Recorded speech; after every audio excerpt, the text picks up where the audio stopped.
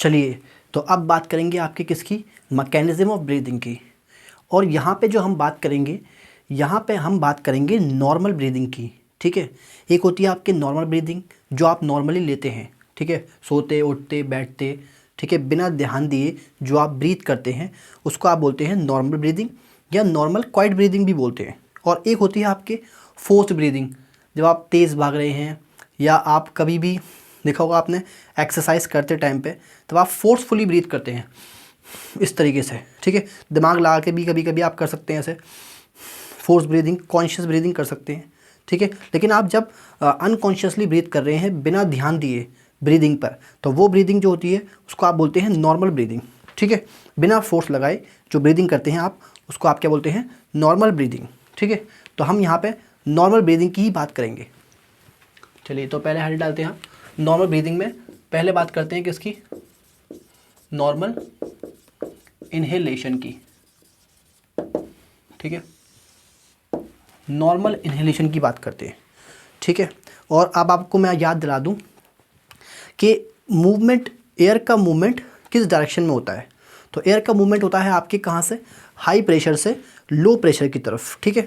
तो जहाँ पे हाई प्रेशर होगा एयर मूव करेगी उस हाई प्रेशर से जहाँ पे आपके लो प्रेशर होगा एयर का, ठीक है। जैसे मान लीजिए इस कमरे में हाई प्रेशर है तो एयर यहाँ से बाहर भागेगी, और इस कमरे में अगर लो प्रेशर है तो एयर कमरे के अंदर आएगी बाहर से, ठीक है।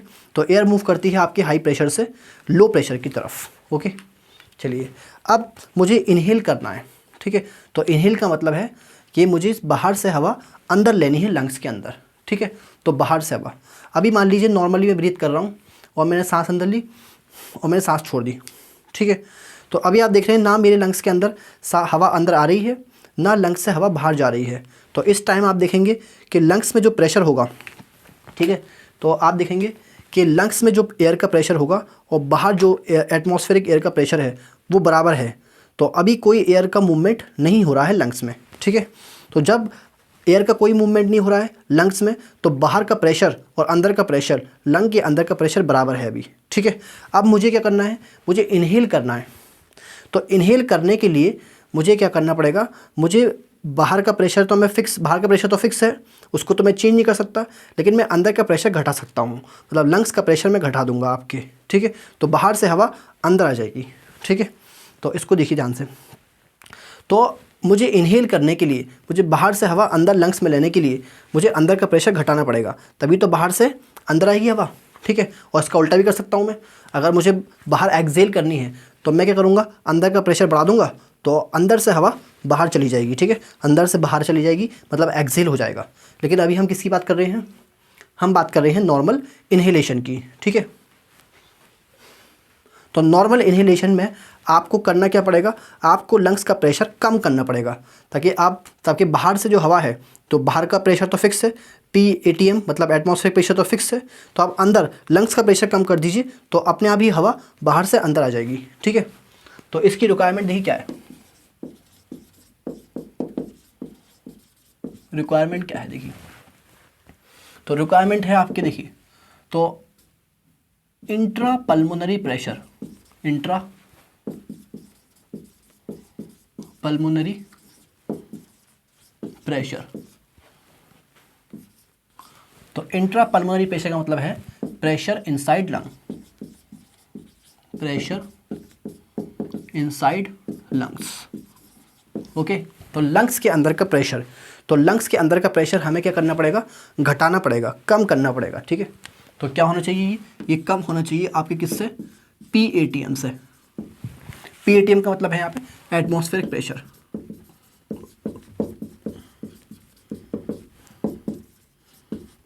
तो ये रिक्वायरमेंट है आपके इनहेलेशन की, ठीक है।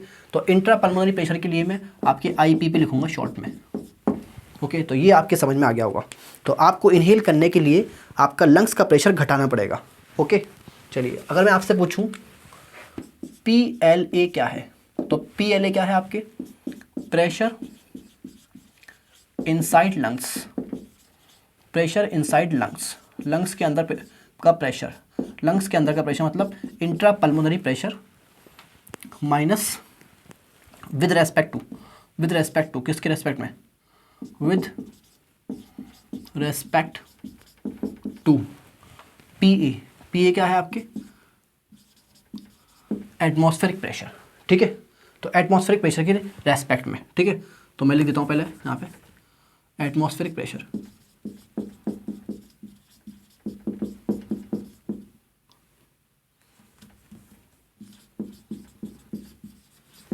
ओके।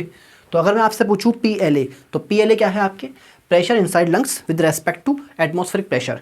तो इसको आप कैसे रिप्रेजेंट करेंगे, आपके IPP intra pulmonary pressure minus PATM मतलब एटमॉस्फेरिक प्रेशर। और आप जानते हैं एटमॉस्फेरिक प्रेशर क्या है, ज़्यादा है, तो ये जो वैल्यू आएगी आपकी ये नेगेटिव आएगी, क्योंकि PATM क्या है आपकी ज़्यादा है। तो इसका मतलब यह क्या है कि नॉर्मल इन्हेलेशन के लिए आपको आपके लंग्स में कैसा प्रेशर होना चाहिए, नेगेटिव प्रेशर होना चाहिए, ठीक है। तो डेट इज नेगेटिव प्रेशर, ये नेगेटिव का साइन है, चलो आपको पूरा लिख देता हूँ, नेगेटिव प्रेशर इनसाइड लंग्स, किसके रेस्पेक्ट में, with respect to atmospheric pressure. Atmospheric pressure के रेस्पेक्ट में लंग्स में कैसा प्रेशर होना चाहिए, नेगेटिव प्रेशर होना चाहिए इन्हेलेशन के लिए, ठीक है। तो ये आपके समझ में आ गया होगा, तो ये आपके समझ में आया, ठीक है। तो मैंने आपको क्या बताया अभी तक कि आपके लंग्स में प्रेशर आपको कम करना है इन्हेलेशन के लिए, ठीक है। तो लंग्स में प्रेशर आप कम कर लेंगे तो बाहर का प्रेशर ज़्यादा, तो बाहर से हवा अंदर आ जाएगी, ठीक है। तो आप देखेंगे इंट्रा पल्मोनरी प्रेशर कम होना चाहिए PATM से इन्हेलेशन के लिए। और PLA क्या है आपके प्रेशर इनसाइड लंग्स, ठीक है, intra pulmonary pressure with respect to atmospheric pressure. और ये आप देखेंगे IPP मतलब intra pulmonary pressure minus PATM, और ये आएगा नेगेटिव क्योंकि PATM क्या है आपकी ज़्यादा है, ठीक है। तो आपके लंग्स में क्या होना चाहिए, नेगेटिव प्रेशर होना चाहिए, किस चीज़ के लिए, इन्हेलेशन के लिए, ठीक है। ये आपने देख लिया। अब आप देखेंगे इसके बाद आगे बढ़ते हैं और अब देखते हैं कि हम करेंगे कैसे, ठीक है। चलिए, तो आप लिख लीजिए इसको और इसको मिटाते हैं।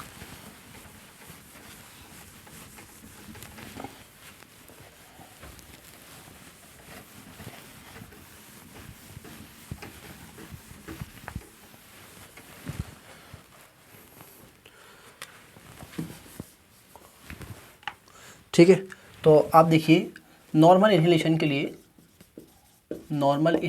लिए आपको क्या करना पड़ेगा,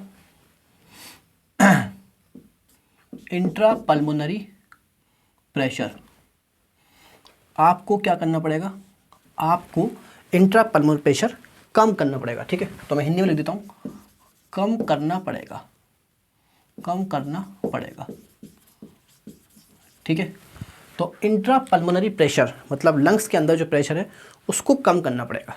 और आप जानते हैं प्रेशर, ठीक है, pressure is inversely proportional to volume. तो आप क्या करेंगे, प्रेशर को कम करने के लिए लंग्स का वॉल्यूम बढ़ाएंगे, ठीक है। तो इसके लिए आप क्या करेंगे, पल्मोनरी वॉल्यूम, पल्मोनरी मतलब लंग्स का वॉल्यूम आप क्या करेंगे, बढ़ा देंगे, बढ़ाना है, ठीक है। तो बढ़ाना पड़ेगा, ठीक है। तो इंट्रा पल्मोनरी प्रेशर को कम करने के लिए आपको लंग्स का वॉल्यूम बढ़ाना पड़ेगा। अब आप देखिए लंग्स में कोई मसल्स तो है नहीं, तो आप डायरेक्टली लंग्स का वॉल्यूम तो बढ़ा नहीं सकते, ठीक है। और लंग्स आपके कहाँ प्रेजेंट है, थोरेसिक कैविटी में प्रेजेंट है, और थोरेसिक कैविटी की वॉल आपके मसल्स की बनी है। तो आप थोरेसिक चैम्बर का या थोरेसिक कैविटी का वॉल्यूम कम कर सकते हैं और बढ़ा भी सकते हैं, ठीक है, बढ़ा भी सकते हैं और कम भी कर सकते हैं, ओके।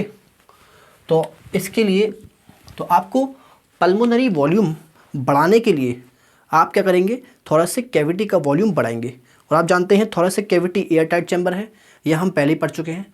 तो अगर आप थोरेसिक कैविटी का वॉल्यूम बढ़ाएंगे तो लंग्स का वॉल्यूम भी बढ़ेगा, और थोरेसिक कैविटी का वॉल्यूम घटाएंगे तो लंग्स का वॉल्यूम भी घटेगा, ठीक है। तो हमें अभी पल्मोनरी वॉल्यूम मतलब लंग्स का वॉल्यूम बढ़ाना है, तो हम थोरेसिक कैविटी का वॉल्यूम भी बढ़ाएंगे, volume of thoracic cavity, thoracic cavity या थोरेसिक चैम्बर भी बोलते हैं उसको, इसको हम क्या करेंगे, बढ़ाएंगे। ठीक है, इसको हम बढ़ाएंगे। और ये हम कर सकते हैं दो तरीके से। ठीक है, तो ये हम दो तरीके से कर सकते हैं। अब आप इसको ध्यान से देखिएगा। ठीक है, तो ये मैंने आपके बनाया क्या, ये देखिए, ये देखिए आप ध्यान से। तो पहले मैं इसको रेड से कर देता हूँ। ठीक है, ये है आपके डायफ्राम, ये है आपके क्या, डायफ्राम। ओके, तो पहले आप क्या करेंगे, फर्स्ट पहले आप अपने डायफ्राम को कॉन्ट्रैक्ट करेंगे। ठीक है, तो डायफ्राम क्या करेगा, आपके कॉन्ट्रैक्ट, तो डायफ्राम कॉन्ट्रैक्ट करेगा,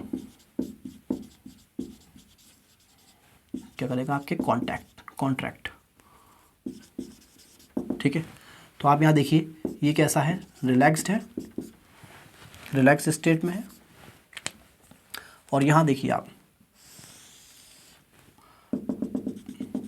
पहले ऐसा था और अब ये कॉन्ट्रैक्ट होकर के कैसा हो गया, ऐसा हो गया। ठीक है, तो ये कॉन्ट्रैक्टेड स्टेट है, ये है आपकी कैसी, कॉन्ट्रैक्टेड स्टेट में। तो आप ध्यान से देख के बताइए, ये रिलैक्स स्टेट में किस शेप में है, ये रिलैक्स स्टेट में है आपके डोम शेप में। तो रिलैक्स स्टेट में कैसा है, डोम शेप्ड है, डोम्ड शेप। ठीक है, और कॉन्ट्रैक्ट होने के बाद कैसा हो गया, ये कॉन्ट्रैक्ट होने के बाद हो गया आपके ये फ्लैट। ठीक, अब देखिए, अब मान लीजिए यहाँ पर जो वॉल्यूम है, वॉल्यूम है आपके कितना, मान लीजिए V1, अभी जो वॉल्यूम है वो कितना है, V1 है। और अब देखेंगे वॉल्यूम, आप देखेंगे ये वॉल्यूम और ऐड हो गया, तो वॉल्यूम बढ़ गया, वॉल्यूम क्या हो गया, बढ़ गया। और मान लीजिए अब वॉल्यूम कितना हो गया, V2। ठीक है, तो V2 ज़्यादा है किससे, V1 से। ठीक है, तो आप देखेंगे जो आपकी थोरेसिक कैविटी है, थोरेसिक कैविटी का वॉल्यूम बढ़ गया। तो आप लिखेंगे यहाँ पे thoracic cavity, volume of thoracic cavity, तो आप लिखेंगे volume of thoracic cavity increased. ठीक है, तो वॉल्यूम ऑफ थोरेसिक कैविटी बढ़ गया, इंक्रीज हो गया, किस डायरेक्शन में, इस वर्टिकल एक्सिस में, वर्टिकल एक्सिस में आपका थोरेसिक कैविटी का वॉल्यूम बढ़ गया। ठीक है, आपका डोम शेप डायफ्राम था, कॉन्ट्रैक्ट किया और ये फ्लैट हो गया। पहले डोम शेप था, कॉन्ट्रैक्ट किया, फ्लैट हो गया। और फ्लैट होने के बाद आप देखेंगे थोरेसिक कैविटी का वॉल्यूम आपकी बढ़ गया वर्टिकल एक्सिस में। लेकिन एनसीईआरटी इसको लिखती है, एनसीईआरटी ऊपर वाले हिस्से को मानती है एंटीरियर और नीचे वाले को आप मानती है क्या, पोस्टीरियर। और असल में ये सही नहीं है, लेकिन फिर भी एनसीईआरटी लिखती है, तो मैं लिखूंगा यहाँ पर कि थोरेसिक कैविटी का वॉल्यूम बढ़ गया एंटेरो पोस्टीरियर डायरेक्शन में। ठीक है, एंटेरो पोस्टीरियर एक्सिस में। तो volume of thoracic cavity increase in antero posterior direction. तो एंटेरो पोस्टीरियर डायरेक्शन में थोरेसिक कैविटी का वॉल्यूम बढ़ गया डायफ्राम के कॉन्ट्रैक्ट करने से। ठीक है, अब देखेंगे थोरेसिक कैविटी का वॉल्यूम बढ़ गया, तो इसी की वजह से आप देखेंगे थोरेसिक कैविटी का वॉल्यूम बढ़ेगा तो आप देखेंगे लंग्स का वॉल्यूम भी बढ़ेगा। ठीक है, तो पल्मोनरी वॉल्यूम भी बढ़ेगा, पल्मोनरी वॉल्यूम भी बढ़ेगा। ओके, पल्मोनरी वॉल्यूम भी बढ़ेगा आपके। ठीक है, क्योंकि ये आपके एयर टाइट चैम्बर है थोरेसिक कैविटी। ठीक है, तो थोरेसिक कैविटी का वॉल्यूम बढ़ेगा तो पल्मोनरी वॉल्यूम भी बढ़ेगा। ओके, अब आप देखिए यहाँ पे ये V1 है और प्रेशर मान लीजिए यहाँ पे P1 है और यहाँ मान लीजिए आपके क्या है ये P2 और वॉल्यूम कितना है V2। ओके, चलिए तो आप ध्यान से देखिए यहाँ पे ये जो P1 है अभी रिलैक्स स्टेट में है यहाँ पे लंग्स। तो जब मैंने सांस ली और फिर मैंने सांस छोड़ी, अब ना सांस अंदर आ रही, ना हवा अंदर आ रही, ना बाहर जा रही, तो अब जो मेरे लंग्स में प्रेशर होगा वो बाहर के प्रेशर के बराबर होगा। ठीक है, तो रिलैक्स स्टेट में जब एयर का कोई मूवमेंट नहीं हो रहा है तो उस टाइम पे आप देखेंगे लंग्स के अंदर जो प्रेशर होगा वो आपके एटमॉस्फेरिक प्रेशर के बराबर होगा। तो मैं इसको लिख सकता हूँ आपकी ये PATM, ये PATM के बराबर होगा। ठीक है, तो मैंने मान लिया यहाँ पे प्रेशर कितना है P1, जो किसके बराबर होगा आपके PATM के। और आप जानते हैं जब वॉल्यूम बढ़ेगा तो प्रेशर क्या होगा, घटेगा। तो यहाँ पे आप देखेंगे प्रेशर क्या होगा आपके, डिक्रीज़ होगा, प्रेशर डिक्रीज़ होगा। और आप देखेंगे यहाँ पे प्रेशर कितना हो गया, प्रेशर हो गया आपके P2, ठीक है। प्रेशर मैंने मान लिया कितना हो गया, P2। और आप देखेंगे कि P2 आपके कम है किससे, P1 से या PATM से, ठीक है। तो प्रेशर कम हो गया आपके PATM से, मतलब एटमॉस्फेरिक प्रेशर से प्रेशर कम हो गया। और यही तो हमें करना था, ठीक है, यही तो हमें करना भी था। तो आप देखेंगे तो वॉल्यूम ऑफ थोरेसिक कैविटी, तो volume of thoracic cavity increase हुआ तो पल्मोनरी वॉल्यूम भी इंक्रीज़ होगा, और पल्मोनरी वॉल्यूम इंक्रीज़ होगा तो आप देखेंगे कि लंग्स का वॉल्यूम इंक्रीज़ हुआ है तो लंग्स का प्रेशर घट जाएगा। तो लंग्स के अंदर का प्रेशर मतलब इंट्रा पल्मोनरी प्रेशर, ये आपके क्या हो जाएगा, कम हो जाएगा, ठीक है। और इंट्रा पल्मोनरी प्रेशर, ठीक है, ये जो मैंने आपके यहाँ पे P2 लिया था, तो ये क्या है आपके लंग्स के अंदर का प्रेशर। तो इंट्रा पल्मोनरी प्रेशर कम हो जाएगा, घट जाएगा, किससे कम हो जाएगा, आपके PATM से कम हो जाएगा, ठीक है। तो बस यही तो हमें करना था। तो आप देखेंगे लंग्स का प्रेशर कम हो गया तो हवा बाहर से अब कहाँ आ जाएगी, अंदर आ जाएगी। और फाइनली क्या होगा इससे, एयर ड्रॉन इन, मतलब हवा आ जाएगी आपके कहाँ, अंदर, ठीक है। तो पहले तो ये होगा, पहले तो सिंपली ये होगा। पहले आपके देखिए, ध्यान से देखिए, डायफ्राम डोम शेप है रिलैक्स स्टेट में और कॉन्ट्रैक्ट करेगा तो कैसा हो जाएगा आपके, फ्लैट, और वॉल्यूम इसका बढ़ जाएगा तो थोरेसिक कैविटी का वॉल्यूम बढ़ जाएगा एंटेरो-पोस्टीरियर डायरेक्शन में, और प्रेशर आपके क्या हो जाएगा तो थोरेसिक कैविटी का वॉल्यूम बढ़ गया तो पल्मोनरी वॉल्यूम भी बढ़ जाएगा, और प्रेशर क्या हो जाएगा आपके लंग्स का घट जाएगा, और लंग्स का प्रेशर घट करके आपके बाहर के प्रेशर से कम हो जाएगा, ठीक है। तो बाहर के प्रेशर से मतलब एटमॉस्फेयर प्रेशर से ये कम हो गया और हवा आपके अंदर आ जाएगी, ठीक। अब आते हैं दूसरा, इसके बाद देखिए क्या होगा, अब आते हैं आपके एक्सटर्नल इंटरकोस्टल मसल्स पे। अब ध्यान से देखिए, ये क्या होती हैं एक्सटर्नल इंटरकोस्टल मसल, ये आपकी रिब्स हैं, रिब्स को आप क्या बोलते हैं, कोस्टल, ठीक है। रिब्स के लिए एक और टर्म इस्तेमाल होती है कोस्ट, ठीक है, कोस्टल। और रिब्स के बीच में जो मसल्स होती हैं, ये आपके मान लीजिए रिब्स हैं, ये मान लीजिए रिब्स हैं, रिब्स के बीच में जो मसल्स हैं उन मसल को आप क्या बोलते हैं, इंटरकोस्टल मसल्स। इंटर मतलब बीच में, कोस्टल मतलब रिब्स, ठीक, यहाँ तक आपके समझ में आया होगा। तो इंटरकोस्टल मसल का मतलब है कि मसल बिटवीन रिब्स। अब देखिए, अब ये दो तरह की होती हैं, एक होती है आपकी बाहर की तरफ, उसको आप बोलते हैं क्या, एक्सटर्नल इंटरकोस्टल मसल। तो ये बाहर की तरफ जो है इसको आप क्या बोलेंगे, एक्सटर्नल इंटरकोस्टल मसल। और जो अंदर की तरफ है, ये अंदर की तरफ, इसको आप क्या बोलेंगे, इंटरनल इंटरकोस्टल मसल, ठीक। चलिए, तो जो बाहर की तरफ है उसको आपने क्या कहा, जो बाहर की तरफ है उसको आपने क्या कहा, एक्सटर्नल इंटरकोस्टल मसल, ठीक। और जो अंदर की तरफ है उसको आपने क्या कहा, इंटरनल इंटरकोस्टल मसल, ठीक है। चलिए, अब आप देखेंगे नॉर्मल ब्रीदिंग में आपके इंटरनल इंटरकोस्टल मसल का कोई रोल नहीं होता है, ठीक है। और नॉर्मल ब्रीदिंग में सिर्फ किसका रोल होता है, एक्सटर्नल इंटरकोस्टल मसल का रोल होता है, ठीक है। चलिए, तो अब देखते हैं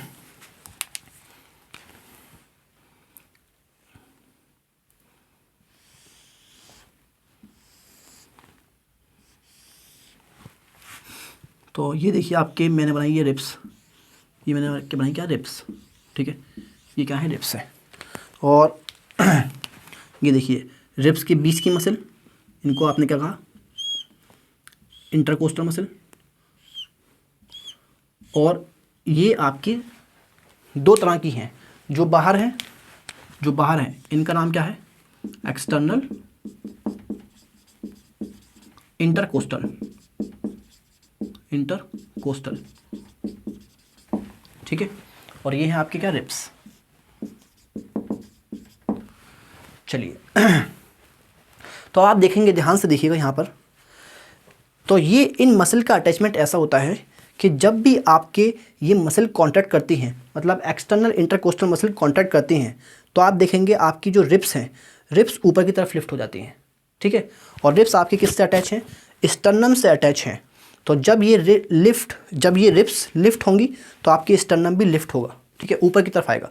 और ऊपर ही नहीं, सिर्फ ऊपर ही नहीं आएगा, थोड़ा बाहर भी आएगा। देखिए मैं साइड से करके बताता हूँ, जब भी मैं ब्रीथ करूँगा इस तरीके से मैं इसको जब भी मैं एक्सटर्नल इंटरकोस्टल मसल को कॉन्ट्रैक्ट करूँगा तो आप देखेंगे मेरी रिब्स और स्टर्नम आपके लिफ्ट हो जाएंगी, ये देखिए। और सिर्फ ऊपर ही नहीं आ रही हैं, और सिर्फ ऊपर नहीं आएंगे, बाहर भी इनका मूवमेंट हो रहा है, ठीक है। तो इनका मूवमेंट देखिए कैसा होता है आपके, ये देखिए इनका मूवमेंट होता है आपके अपवर्ड डायरेक्शन में और आउटवर्ड डायरेक्शन में भी होता है इनका मूवमेंट, ठीक है। तो अपवर्ड और आउटवर्ड, और नेट मूवमेंट आपके यहाँ होगा इस तरीके से। चलिए ठीक है, तो एक्सटर्नल इंटरकोस्टल मसल के मूवमेंट से, कॉन्ट्रैक्शन से क्या होता है, रिब्स और स्टर्नम आपके ऊपर की तरफ लिफ्ट कर जाती हैं, ऊपर की तरफ, ठीक है। चलिए, तो जब ये कॉन्ट्रैक्ट करेंगी, जब ये कॉन्ट्रैक्ट करेंगी तो आप देखेंगी ribs and sternum moves upward and outward, ठीक है। तो ये आपके समझ में आ गया होगा यहाँ तक, तो ये आपके यहाँ तक समझ में आया होगा। तो रिब्स और स्टर्नम आपके कहाँ मूव कर जाएंगी, बाहर की तरफ मूव कर जाएंगी, ठीक है। बाहर की तरफ मतलब आउटवर्ड और अपवर्ड, देखिए तो ये बाहर भी मूव कर रही हैं और अपवर्ड भी मूव कर रही हैं, ठीक है।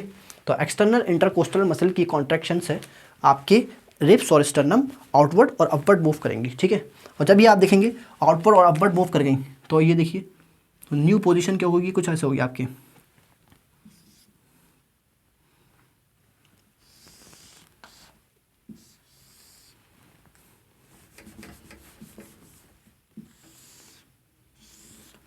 ये देखिए पहले ही यहाँ थी और अब ये आपके आ गई कहाँ पे, यहाँ पे,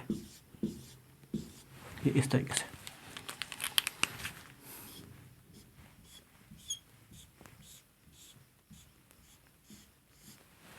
ठीक है, तो आप देखेंगे थोरैसिक कैविटी का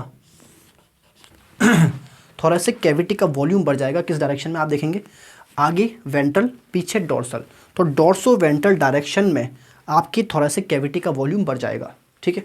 तो इसके इनके मूवमेंट्स आप देखेंगे, volume of thoracic cavity increase in dorso ventral direction, ठीक है। डोर्सो वेंट्रल डायरेक्शन बोल सकते हैं या डोर्सो वेंट्रल एक्सिस भी बोल सकते हैं, ठीक है। तो एक्सटर्नल इंटरकोस्टल मसल जब कॉन्ट्रैक्ट करती हैं तो आपके रिब्स और स्टर्नम लिफ्ट करती हैं, जिसकी वजह से आपके थोरैसिक कैविटी का वॉल्यूम बढ़ेगा एंटेरोपोस्टीरियर, मतलब सॉरी एंटेरोपोस्टीरियर नहीं, डोर्सो वेंट्रल डायरेक्शन में, ठीक है। अब थोरैसिक कैविटी का वॉल्यूम इंक्रीज़ किया तो आप देखेंगे लंग्स का वॉल्यूम भी इंक्रीज़ करेगा, क्योंकि थोरैसिक कैविटी क्या है आपकी, एयर टाइट चैम्बर है, तो उसका वॉल्यूम इंक्रीज़ करेगा तो लंग्स का वॉल्यूम भी इंक्रीज़ करेगा, ठीक है। तो आप देखेंगे वॉल्यूम ऑफ लंग्स, या आप इसको क्या बोल सकते हैं, पल्मोनरी वॉल्यूम, ये भी आपके क्या करेगा, ये भी इंक्रीज़ करेगा। और पल्मोनरी वॉल्यूम इंक्रीज़ करेगा तो आप देखेंगे तो तो आप देखेंगे इंट्रा पल्मोनरी प्रेशर, मतलब लंग्स का अंदर का प्रेशर कम होगा, ठीक है। तो इंट्रा पल्मोनरी प्रेशर डिक्रीज होगा, ठीक है। तो लंग्स के अंदर का वॉल्यूम बढ़ा तो लंग्स के अंदर का प्रेशर घट गया, इंट्रा पल्मोनरी प्रेशर घट गया, और घट करके आप देखेंगे ये बाहर के प्रेशर से कम हो जाएगा तो बाहर की हवा अंदर आ जाएगी।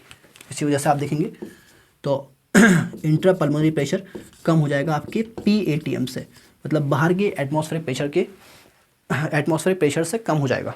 और इसी की वजह से क्या होगा, आपके एयर ड्रॉन इन, हवा अंदर आ जाएगी, ठीक है, सिंपल है। ओके, अब एक चीज़ याद रखिएगा आप, ये जो इंस्पिरेशन होता है ये आपके एक्टिव प्रोसेस होता है, मतलब आप इसमें एनर्जी लगती है, इसमें कॉन्ट्रैक्शन करते हैं आप, ये एक्टिव प्रोसेस होता है और ये थोड़ा ज़्यादा ड्यूरेशन लेता है। ये NCERT में नहीं है, थोड़ा सा एक्स्ट्रा ज्ञान है, तो बस ऐसे याद रखिएगा, मैं लिखवा नहीं रहा हूँ इसको, ठीक है। तो इंस्पिरेशन क्या है, एक्टिव प्रोसेस है और इसमें थोड़ा ज़्यादा टाइम लगता है। मान लीजिए आपके नॉर्मल इंस्पिरेशन और एक्सपिरेशन में 5 सेकंड लगते हैं, तो इंस्पिरेशन में आपके 3 सेकंड और एक्सपायरेशन में आपके 2 सेकंड लगते हैं, तो इंस्पिरेशन में ज़्यादा टाइम लगता है, ठीक है। चलिए, तो मैं आपको इसका एक क्विक समरी भी दे देता हूँ। तो देखिए करना क्या है, आपको इंस्पिरेशन करना है, बाहर की हवा को अंदर लेना है, ठीक है। तो बाहर की हवा अंदर लेने के लिए आपको लंग्स का प्रेशर कम करना पड़ेगा, तभी बाहर का प्रेशर ज़्यादा हो जाएगा और बाहर की हवा आपके अंदर आ जाएगी। ठीक है, तो आपको इंट्रा पल्मोनरी प्रेशर को कम करना है। तो इंट्रा पल्मोनरी प्रेशर को कम करने के लिए आपको अंदर का वॉल्यूम बढ़ाना पड़ेगा, लंग्स का वॉल्यूम बढ़ाना पड़ेगा। अब आप लंग्स का वॉल्यूम डायरेक्टली तो बढ़ा नहीं सकते, इसलिए आपके इसकी मदद लेंगे थोरेसिक कैविटी की। ठीक है, थोरेसिक कैविटी की वॉल किसकी होती है? मसल्स की होती हैं, और वो उनकी मदद से आप थोरेसिक कैविटी का वॉल्यूम चेंज कर सकते हैं। ठीक है, तो लंग्स का वॉल्यूम बढ़ाने के लिए आप थोरेसिक कैविटी का वॉल्यूम बढ़ाएंगे, और ये करने के 2 तरीके हैं। ठीक है, तो पहला तरीका क्या है? पहले आप डायफ्राम को क्या करेंगे? कॉन्ट्रैक्ट करेंगे, और डोम शेप का डायफ्राम फ्लैट हो जाएगा, और जिसकी वजह से आपके थोरेसिक कैविटी का वॉल्यूम बढ़ जाएगा, किसमें? एंटेरो पोस्टीरियर डायरेक्शन में, अकॉर्डिंग टू एनसीईआरटी, या आप कह सकते हैं वर्टिकल एक्सेस में। तो थोरेसिक कैविटी का वॉल्यूम बढ़ गया तो लंग्स का वॉल्यूम भी बढ़ जाएगा, और लंग्स का प्रेशर हो जाएगा आपके कम, और लंग्स का प्रेशर हो गया कम तो बाहर की हवा अंदर आ जाएगी। और दूसरा तरीका क्या है? आपके एक्सटर्नल इंटरकोस्टल मसल, इसको आप जब कॉन्ट्रैक्ट करेंगे तो आपकी रिब्स और स्टर्नम आपकी लिफ्ट कर जाएंगी, ऊपर की तरफ लिफ्ट कर जाएंगी और बाहर की तरफ आ जाएंगी। ठीक है, तो आउटवर्ड और अपवर्ड मूवमेंट होगा आपके रिब्स और स्टर्नम का, और रिब्स और स्टर्नम का आउटवर्ड और अपवर्ड मूवमेंट होगा तो थोरेसिक कैविटी का वॉल्यूम बढ़ेगा आपके किसमें? डॉर्सो वेंट्रल डायरेक्शन में, आगे पीछे की एक्सिस में। ठीक है, तो डॉर्सो वेंट्रल डायरेक्शन में थोरेसिक कैविटी का वॉल्यूम इंक्रीज होगा, जिसकी वजह से क्या होगा? आपके पल्मोनरी वॉल्यूम बढ़ेगा, और पल्मोनरी वॉल्यूम बढ़ेगा मतलब लंग्स का वॉल्यूम बढ़ेगा, तो लंग्स का प्रेशर घटेगा, तो इंट्रा पल्मोनरी प्रेशर घट जाएगा, और क्या होगा? आपके इंट्रा पल्मोनरी प्रेशर घट करके बाहर के प्रेशर से कम हो जाएगा और बाहर की हवा अंदर आ जाएगी। ये आपकी समरी है। ठीक है, चलिए तो अब बात कर लेते हैं यहाँ पे किसकी? नॉर्मल एक्सहेलेशन की। ठीक है, तो नॉर्मल एक्सहेलेशन डालेंगे अब हेडिंग, नॉर्मल एक्सहेलेशन। ठीक है, चलिए बिल्कुल वैसे ही स्टार्ट करेंगे।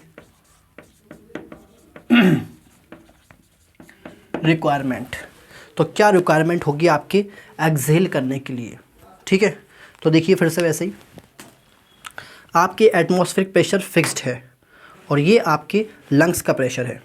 तो अगर आपको हवा को एक्सहेल करना है, बाहर फेंकना है या बाहर छोड़ना है, तो आपको आपके लंग्स का प्रेशर बढ़ाना पड़ेगा।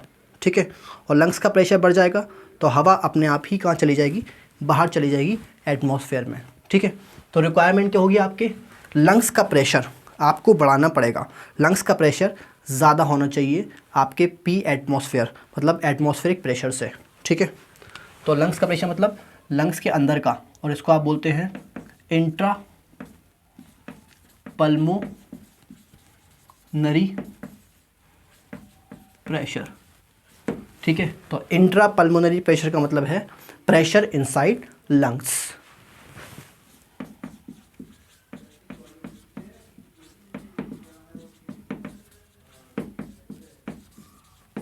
ओके, तो ये आपकी ज़्यादा होना चाहिए किससे?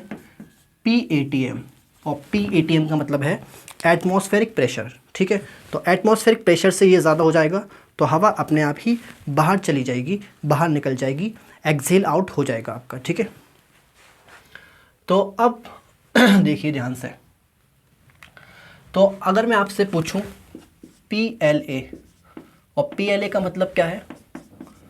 Pressure inside lungs with respect to atmospheric pressure। ठीक है, तो प्रेशर इनसाइड लंग्स मतलब इंट्रा पल्मोनरी प्रेशर। ठीक है, तो अगर मैं आपसे पूछूं PLA क्या होगा, तो PLA होगा आपके intra pulmonary pressure minus PATM। ठीक है, तो PLA क्या है? आपके pressure inside lungs with respect to atmospheric pressure, बाहर के रेस्पेक्ट में अंदर लंग्स का प्रेशर कैसा होगा। ठीक है, तो मैंने लिखा आपके इंट्रा पल्मोनरी प्रेशर मतलब pressure inside lungs minus PATM मतलब बाहर का atmospheric pressure.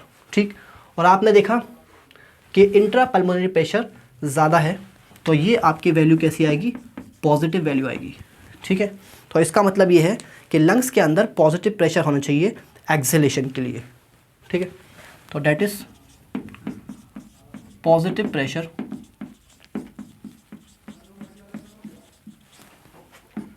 Inside lungs, inside lungs with respect to atmospheric pressure.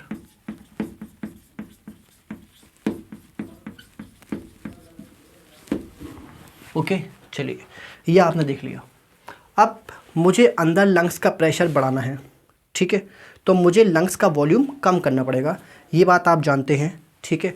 तो यह बात आप जानते हैं, pressure is inversely proportional to volume. तो अगर आपको प्रेशर बढ़ाना है तो आपको लंग्स का वॉल्यूम कम करना पड़ेगा, ठीक है। अब तो मैं लिख देता हूँ, इंट्रा पल्मोनरी प्रेशर बढ़ाना है, ठीक है। तो इंट्रा पल्मोनरी प्रेशर बढ़ाने के लिए आपको पल्मोनरी वॉल्यूम क्या करना पड़ेगा, कम करना पड़ेगा, ठीक है। तो लंग्स के अंदर का प्रेशर बढ़ाने के लिए आपको लंग्स के अंदर का वॉल्यूम कम करना पड़ेगा, ठीक। तो लंग्स के अंदर का वॉल्यूम कम करने के लिए, अब लंग्स के अंदर का वॉल्यूम आप डायरेक्टली तो कम कर नहीं सकते, ठीक है, लंग्स में तो कोई मसल है नहीं। तो आप देखेंगे आपकी थोरेसिक कैविटी के अंदर लंग्स प्रेजेंट है और थोरेसिक कैविटी की वॉल मसल्स की बनी है, तो आप मसल्स का इस्तेमाल करके थोरेसिक कैविटी का वॉल्यूम कम कर सकते हैं, ठीक है। ओके, तो आप थोरेसिक कैविटी का वॉल्यूम कम करेंगे तो आपके लंग्स का अपने आप ही वॉल्यूम कम हो जाएगा, क्योंकि आपकी थोरेसिक कैविटी कैसी है, एयर टाइट चैम्बर है, ठीक है। तो आप क्या करेंगे, वॉल्यूम ऑफ थोरेसिक कैविटी, इसको आप क्या करेंगे, कम कर देंगे, ठीक है। तो आप थोरेसिक कैविटी का वॉल्यूम कम करेंगे और अंदर लंग्स हैं तो लंग्स का वॉल्यूम भी कम हो जाएगा और लंग्स का प्रेशर बढ़ जाएगा, और लंग्स का प्रेशर बढ़ करके आपके बाहर एटमॉस्फेरिक प्रेशर से ज़्यादा हो जाएगा और हवा आपके बाहर निकल जाएगी, ठीक है। तो थोरेसिक कैविटी का वॉल्यूम आप कैसे कम करेंगे, देखिए इसके दो तरीके हैं। पहला है वही डायफ्राम, ठीक है, तो ये हम देख चुके हैं पहले ही। तो डायफ्राम कॉन्ट्रैक्टेड स्टेट में आप जानते हैं डायफ्राम कॉन्ट्रैक्टेड स्टेट में कैसा था, आपके फ्लैट था, ठीक है। तो जब ये कॉन्ट्रैक्टेड था, जब ये आपके कॉन्ट्रैक्टेड स्टेट में था तो ये आपकी कैसा था, फ्लैट था, ठीक है। अब बस इसको आप रिलैक्स कर लेंगे तो डायफ्राम आपका रिलैक्स हो जाएगा, ठीक है। तो जब हमने इन्हेलेशन के टाइम पे इसको कॉन्ट्रैक्ट किया था, अब हम इसको रिलैक्स कर देंगे तो वापस से ये डोम शेप में आ जाएगा, ठीक है। वापस से किस में आ जाएगा, ये डोम शेप में आ जाएगा, और ये आ गया आपके वापस से डोम शेप में, ठीक है।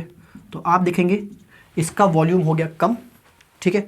और किस डायरेक्शन में वॉल्यूम कम हुआ, आपके एंटेरो पोस्टीरियर डायरेक्शन में, वही वर्टिकल एक्सिस में इसका वॉल्यूम आपके कम हो गया, ठीक है। तो आप लिखेंगे यहाँ पे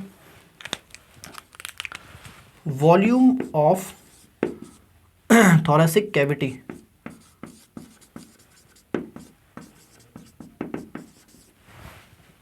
decrease in antero posterior axis, ठीक है। तो थोरेसिक कैविटी का वॉल्यूम कम हो गया तो आपके लंग्स का वॉल्यूम भी, पल्मोनरी वॉल्यूम भी कम हो जाएगा, ठीक है। तो आप देखेंगे पल्मोनरी वॉल्यूम मतलब लंग्स का वॉल्यूम, ये भी क्या कर गया, आपके रिड्यूस कर गया, ठीक है। और पल्मोनरी वॉल्यूम कम हो गया तो आप देखेंगे इंट्रा पल्मोनरी प्रेशर बढ़ जाएगा, ठीक है। तो इंट्रा पल्मोनरी प्रेशर बढ़ जाएगा और इंट्रा पल्मोनरी प्रेशर बढ़ करके आपके किससे ज़्यादा हो जाएगा, ये हो जाएगा आपके PATM से, बाहर के प्रेशर से ये ज़्यादा हो जाएगा, ठीक है। तो ये आपके बाहर से ज़्यादा हो जाएगा, इंट्रा पल्मोनरी प्रेशर आपके ये P एटमॉस्फेयर से ज़्यादा हो जाएगा तो हवा बाहर चली जाएगी अपने आप, ठीक है। तो आप देखेंगे एयर रिलीज आउट, इसकी वजह से क्या होगा, आपके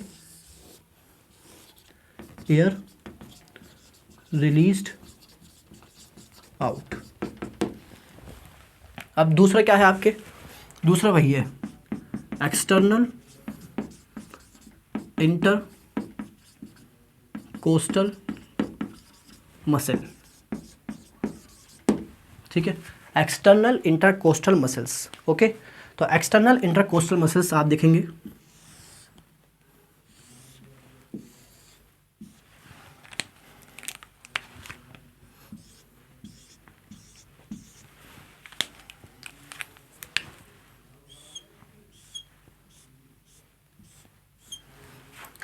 जब आपने इन्हेलेशन के टाइम पे एक्सटर्नल इंटरकोस्टल मसल्स का कॉन्ट्रैक्शन किया था तो आपके जो रिब्स और स्टर्नम है ये आपके एलिवेट कर गए थे, ये आपके आउटवर्ड और अपवर्ड मूवमेंट शो कर रहे थे, ठीक है। तो ये आउटवर्ड और अपवर्ड आ चुके थे।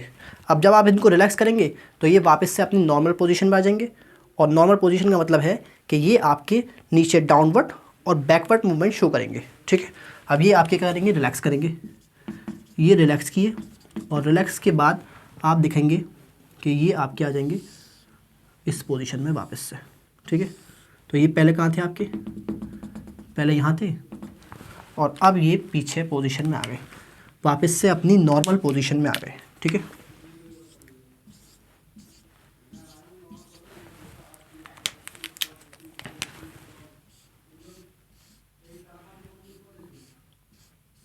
ओके चलिए, तो अब आप देखिए ध्यान से कि एक्सटर्नल इंटरकोस्टल मसल जब आपके रिलैक्स करेंगी, जब ये आपके रिलैक्स करेंगी तो आप देखेंगे थोरेसिक कैविटी का वॉल्यूम, थोरेसिक कैविटी का वॉल्यूम आपके क्या होगा, कम होगा। और किस डायरेक्शन में कम होगा आपके, ये आगे पीछे, मतलब वही डॉर्सोवेंट्रल डायरेक्शन में, डॉर्सोवेंट्रल एक्सिस में आपके थोरेसिक कैविटी का वॉल्यूम कम होगा, ठीक है। तो आप लिखेंगे volume of thoracic cavity decrease, volume of thoracic cavity decrease in dorsoventral axis। तो डॉर्सोवेंट्रल एक्सिस में आपकी थोरेसिक कैविटी का वॉल्यूम कम होगा, ठीक है। और मैं आपको चलिए पहले ये बता देता हूँ कि मूवमेंट कहाँ होगा, ये मैं आपको बताना भूल गया। मूवमेंट कहाँ होगा आपके, ठीक है, रिब्स और स्टर्नम का मूवमेंट कहाँ होगा। तो देखिए आपके रिब्स और स्टर्नम कहाँ मूव कर जाएंगी, रिब्स और स्टर्नम आप देखिए बैकवर्ड और डाउनवर्ड मूव कर जाएंगी, ठीक है। तो यहाँ लिख लेंगे ribs and sternum moves downward and backward, ठीक है। तो रिब्स और स्टर्नम आपके डाउनवर्ड और बैकवर्ड डायरेक्शन में मूव कर जाएंगी, ठीक है। और इसकी वजह से क्या होगा, आपके थोरेसिक कैविटी का वॉल्यूम घट जाएगा आपके किस में, डॉर्सोवेंट्रल डायरेक्शन में, ओके।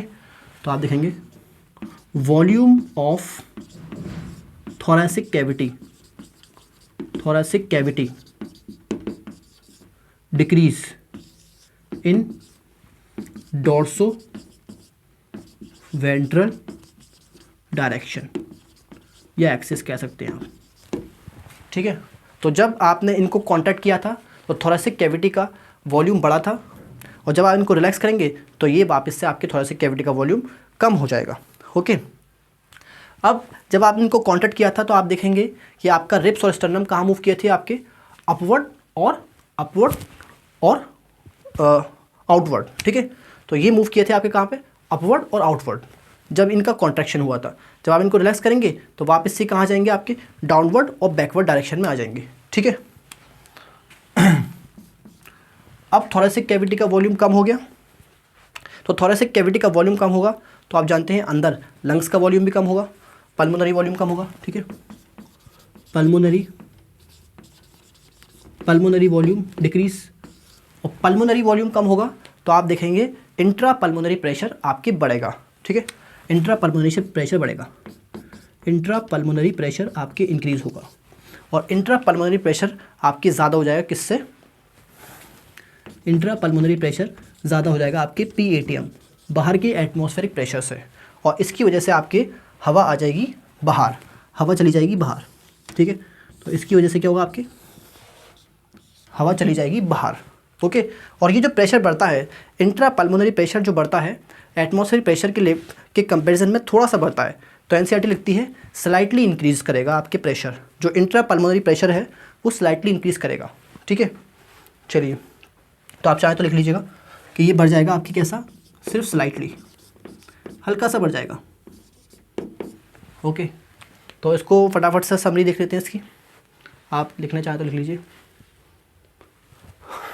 तो एक्सहेलेशन के लिए देखिए आपको क्या करना पड़ेगा, एक्सहेलेशन के लिए आपको लंग्स का प्रेशर बढ़ाना पड़ेगा, और लंग्स का प्रेशर बढ़ाने के लिए आपको लंग्स का वॉल्यूम कम करना है, और लंग्स का वॉल्यूम कम करने के लिए आप लंग्स का वॉल्यूम डायरेक्टली तो कम नहीं कर सकते, तो आप थोरेसिक कैविटी का वॉल्यूम कम करेंगे। ठीक है, और थोरेसिक कैविटी का वॉल्यूम कैसे कम करेंगे, डायफ्राम को रिलैक्स कर लेंगे, तो वो आपके फ्लैट डायफ्राम डोम शेप हो जाएगा, तो वॉल्यूम कम हो जाएगा किस डायरेक्शन में, आपके एंटीरियर पोस्टीरियर डायरेक्शन में थोरेसिक कैविटी का वॉल्यूम कम हो जाएगा, तो लंग्स का वॉल्यूम कम हो जाएगा, तो लंग्स का प्रेशर बढ़ जाएगा। ठीक है, और दूसरा तरीका क्या है आपके, दूसरा तरीका है आपके एक्सटर्नल इंटरकोस्टल मसल्स का इस्तेमाल करके। तो एक्सटर्नल इंटरकोस्टल मसल्स जब आप कॉन्ट्रैक्ट करते हैं तो इनका मूवमेंट कहाँ होता है, आउटवर्ड और अपवर्ड। ठीक है, और जब आप इनको रिलैक्स करेंगे तो ये कहाँ जाएंगी, वापस से आ जाएंगी कहाँ पे, डाउनवर्ड और बैकवर्ड डायरेक्शन में आ जाएंगी अपनी नॉर्मल पोजीशन पे। ठीक है, तो wrist move downward and backward to normal position, normal position में आ जाएंगी। ठीक है, तो ये अपनी नॉर्मल पोजीशन में आ जाएंगी, और जब रिब्स और स्टर्नम वापस से बैकवर्ड और डाउनवर्ड आ जाएंगी तो आप देखेंगे इनका जो थोरेसिक कैविटी का वॉल्यूम है वो कम हो जाएगा, किसमें, डॉर्सो वेंट्रल डायरेक्शन में थोरेसिक कैविटी का वॉल्यूम कम हो जाएगा, और थोरेसिक कैविटी का वॉल्यूम कम हो गया तो आपके लंग्स का वॉल्यूम भी कम हो जाएगा, और लंग्स का वॉल्यूम कम हो गया तो लंग्स का प्रेशर बढ़ जाएगा, और लंग्स का प्रेशर थोड़ा सा बढ़ जाएगा आपके बाहर के प्रेशर से। ठीक है, बाहर के प्रेशर से थोड़ा सा बढ़ जाएगा और हवा आपके रिलीज आउट हो जाएगी। ठीक है,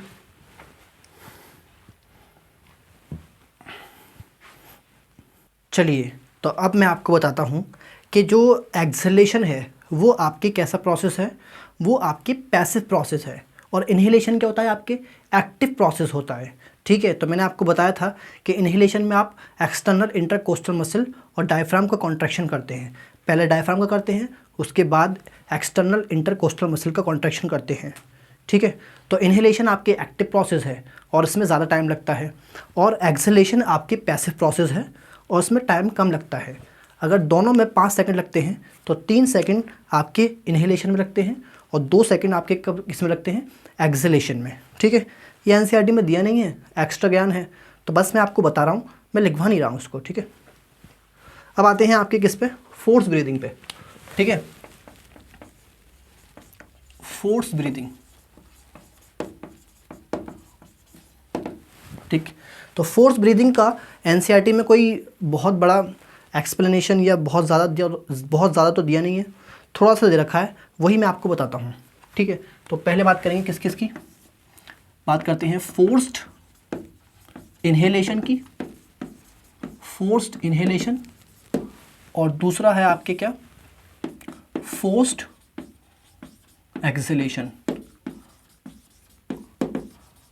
ठीक है, तो आप फोर्सफुली भी इनहेल कर सकते हैं और फोर्सफुली एक्सहेल भी कर सकते हैं। ये देखिए, फोर्सफुली इनहेल किया मैंने, मैं फोर्सफुली एक्सहेल भी कर सकता हूँ। ठीक है, तो अब ये फोर्सफुली इनहेल करने के लिए आपको कुछ एक्स्ट्रा मसल्स की ज़रूरत भी पड़ती है। ठीक है, तो कौन कौन सी मसल्स हैं जो फोर्स इनहेलेशन में आपके इन्वॉल्व होती हैं, पहले समझिए आप, आपको इनहेलेशन के लिए करना क्या है, आपको इनहेलेशन के लिए अंदर का प्रेशर घटाना है। ठीक है, और अंदर का प्रेशर घटाने के लिए आपको अंदर का प्रेशर मतलब लंग्स का वॉल्यूम बढ़ाना है। ठीक है, तो आपको इन्हेलेशन के लिए क्या करना है, अंदर का प्रेशर घटाना है, और अंदर का प्रेशर घटाने के लिए मतलब लंग्स का प्रेशर घटाने के लिए लंग्स का वॉल्यूम बढ़ाना है। ठीक है, तो लंग्स का वॉल्यूम बढ़ाना है आपको क्या करने के लिए, इन्हेलेशन के लिए, और फोर्स इन्हेलेशन के लिए आपको लंग्स का वॉल्यूम थोड़ा सा एक्स्ट्रा बढ़ाना पड़ेगा।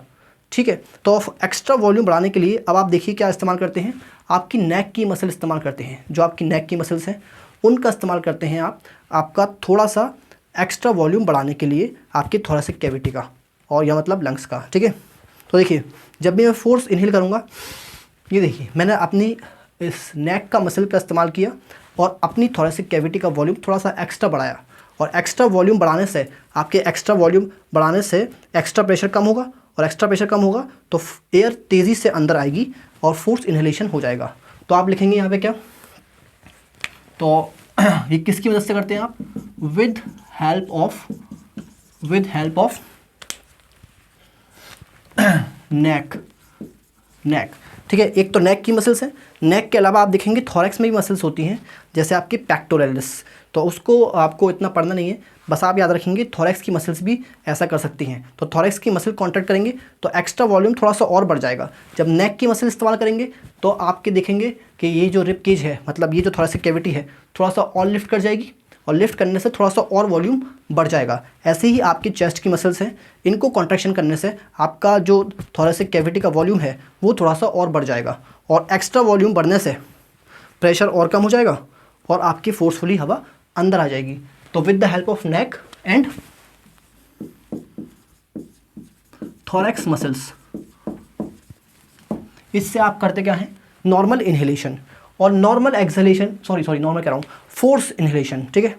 और फोर्स एक्सहेलेशन के लिए आपको क्या करना पड़ेगा, फोर्स एक्सहेलेशन के लिए आपको थोड़ा सा प्रेशर एक्स्ट्रा बढ़ाना है, और एक्स्ट्रा प्रेशर बढ़ाने के लिए आपको एक्स्ट्रा वॉल्यूम कम करना पड़ेगा।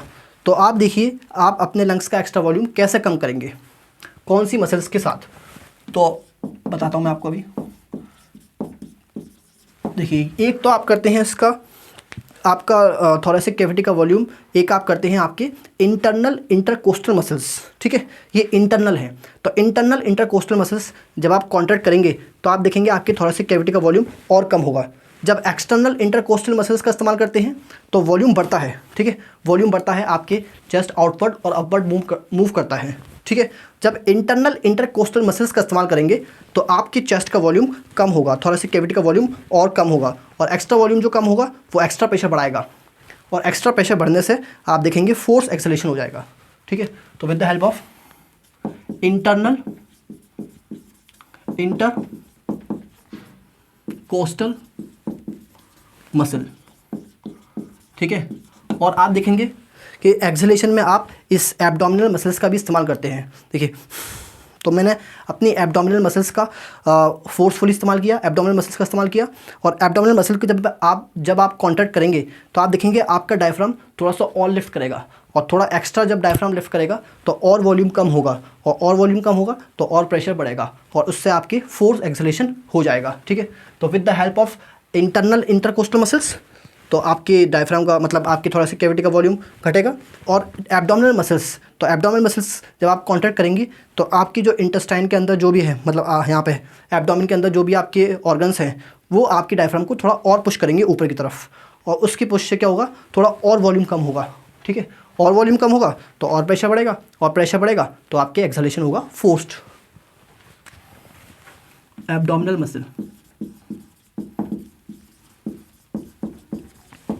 ठीक है। तो ये आप याद रखेंगे, बस आपको डायरेक्टली याद रखना है इसको। तो फोर्स इनहेलेशन के लिए नेक की मसल और थोरैक्स की मसल, और फोर्स एक्सहेलेशन के लिए फोर्स एक्सहेल करेंगे आप तो एब्डोमिनल मसल्स और आपके इंटरनल इंटरकोस्टल मसल्स, ठीक है। अब देख लीजिए नॉर्मल ब्रीदिंग रेट क्या होता है अडल्ट का, अडल्ट्स के अंदर, बस याद रखिएगा वैल्यू। तो ये होता है आपके कितना, 12 से 16 टाइम्स पर मिनट, ओके। तो 12 से 16 बार आप ब्रीथ करते हैं नॉर्मली, ठीक है। चलिए तो ये 2 क्वेश्चन और देख लेते हैं आपके मैकेनिज्म ऑफ ब्रीदिंग पे। तो पहला क्वेश्चन क्या कह रहा है, पहला कह रहा है मसल्स ऑफ नॉर्मल ब्रीदिंग।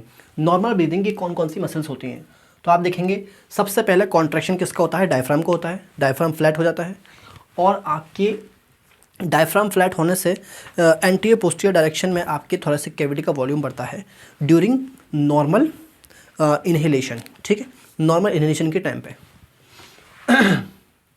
और आपके नॉर्मल इनहेलेशन के टाइम पे आप देखेंगे कि एक्सटर्नल इंटरकोस्टल मसल्स भी कॉन्ट्रैक्ट करते हैं, और नॉर्मल एक्सहेल के टाइम पे ये दोनों रिलैक्स करते हैं, ठीक है। तो इंटरनल इंटरकोस्टल मसल्स आपके फोर्स ब्रीदिंग में काम आते हैं, ठीक है। तो इसका आंसर क्या होगा आपके, बोथ 1 and 2। चलिए दूसरा क्वेश्चन क्या कह रहा है आपकी, muscles involve in force exhalation. तो फोर्स एक्सहेलेशन में कौन कौन सी मसल्स होती हैं, ठीक है। तो फोर्स एक्सहेलेशन में आपको देखिए क्या करना पड़ेगा, आपको अपने लंग्स का प्रेशर बढ़ाना पड़ेगा, ठीक है। तो लंग्स का प्रेशर बढ़ाने के लिए आपको लंग्स का वॉल्यूम कम करना पड़ेगा, और लंग्स का वॉल्यूम कम करने के लिए आपको देखिए कुछ एक्स्ट्रा सेट ऑफ मसल्स का इस्तेमाल आप कर सकते हैं। जैसे आपके देखिए एब्डोमिनल मसल्स, तो एब्डोमिनल मसल्स का इस्तेमाल करेंगे आप और एब्डोमेन को कॉन्ट्रैक्ट करेंगे इस तरीके से अंदर, तो आप देखेंगे जो आपके ऑर्गन्स वगैरह हैं वो आपके डायफ्राम को पुश करेंगे, और डायफ्राम पुश करेंगे तो आप देखेंगे आपकी थोड़ा सी कैविटी और थोड़ी छोटी हो जाएगी। ठीक है, डायफ्राम थोड़ा सा ऊपर की तरफ पुश होगा तो आप देखेंगे थोड़ा सा कैविटी का वॉल्यूम और कम होगा और एक्स्ट्रा प्रेशर बढ़ जाएगा। ठीक है, तो फोर्स एक्सेलेशन आ जाएगा आपकी। तो एक तो हो गया आपके क्या, एब्डोमिनल मसल्स। और इसमें देखिए जब एक्सटर्नल इंटरकोस्टल मसल कॉन्ट्रैक्ट करती हैं तो आप देखेंगे वॉल्यूम बढ़ता है, लेकिन हमें वॉल्यूम घटाना है। तो वॉल्यूम घटाने के लिए इंटरनल इंटरकोस्टल मसल्स आपके जो थोरेसिक कैविटी है इसका वॉल्यूम घटाती है। तो इसका आंसर क्या होगा, इंटरनल इंटरकोस्टल मसल्स और एब्डोमिनल मसल्स। ठीक है, तो ये इसका आंसर होगा। चलिए तो अब बात कर लेते हैं आपके respiratory volume and respiratory capacities की। ठीक है, तो हेडिंग डालेंगे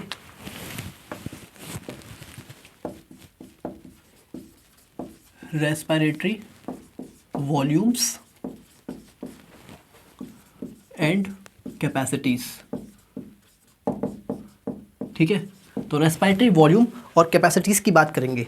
ठीक है, तो पहले बात करते हैं कि रेस्पिरेटरी वॉल्यूम्स क्या होते हैं। तो अब देखिए ध्यान से, डिफरेंट कंडीशंस में आप एयर का डिफरेंट वॉल्यूम इनहेल और एक्सहेल करते हैं। ठीक है, और उसी वॉल्यूम को आप क्या बोलते हैं, रेस्पिरेटरी वॉल्यूम। ठीक, जब आप नॉर्मली इनहेल करते हैं तो कम इनहेल करेंगे, नॉर्मली एक्सहेल करेंगे तो कम वॉल्यूम एयर का एक्सहेल करेंगे, लेकिन आप फोर्सफुली जब करेंगे तो ज़्यादा वॉल्यूम इनहेल और एक्सहेल कर सकते हैं।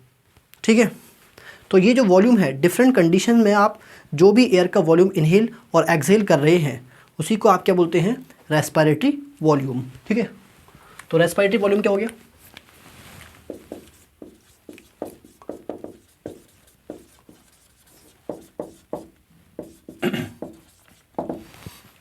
रेस्पिरेटरी वॉल्यूम हो गया आपके डिफरेंट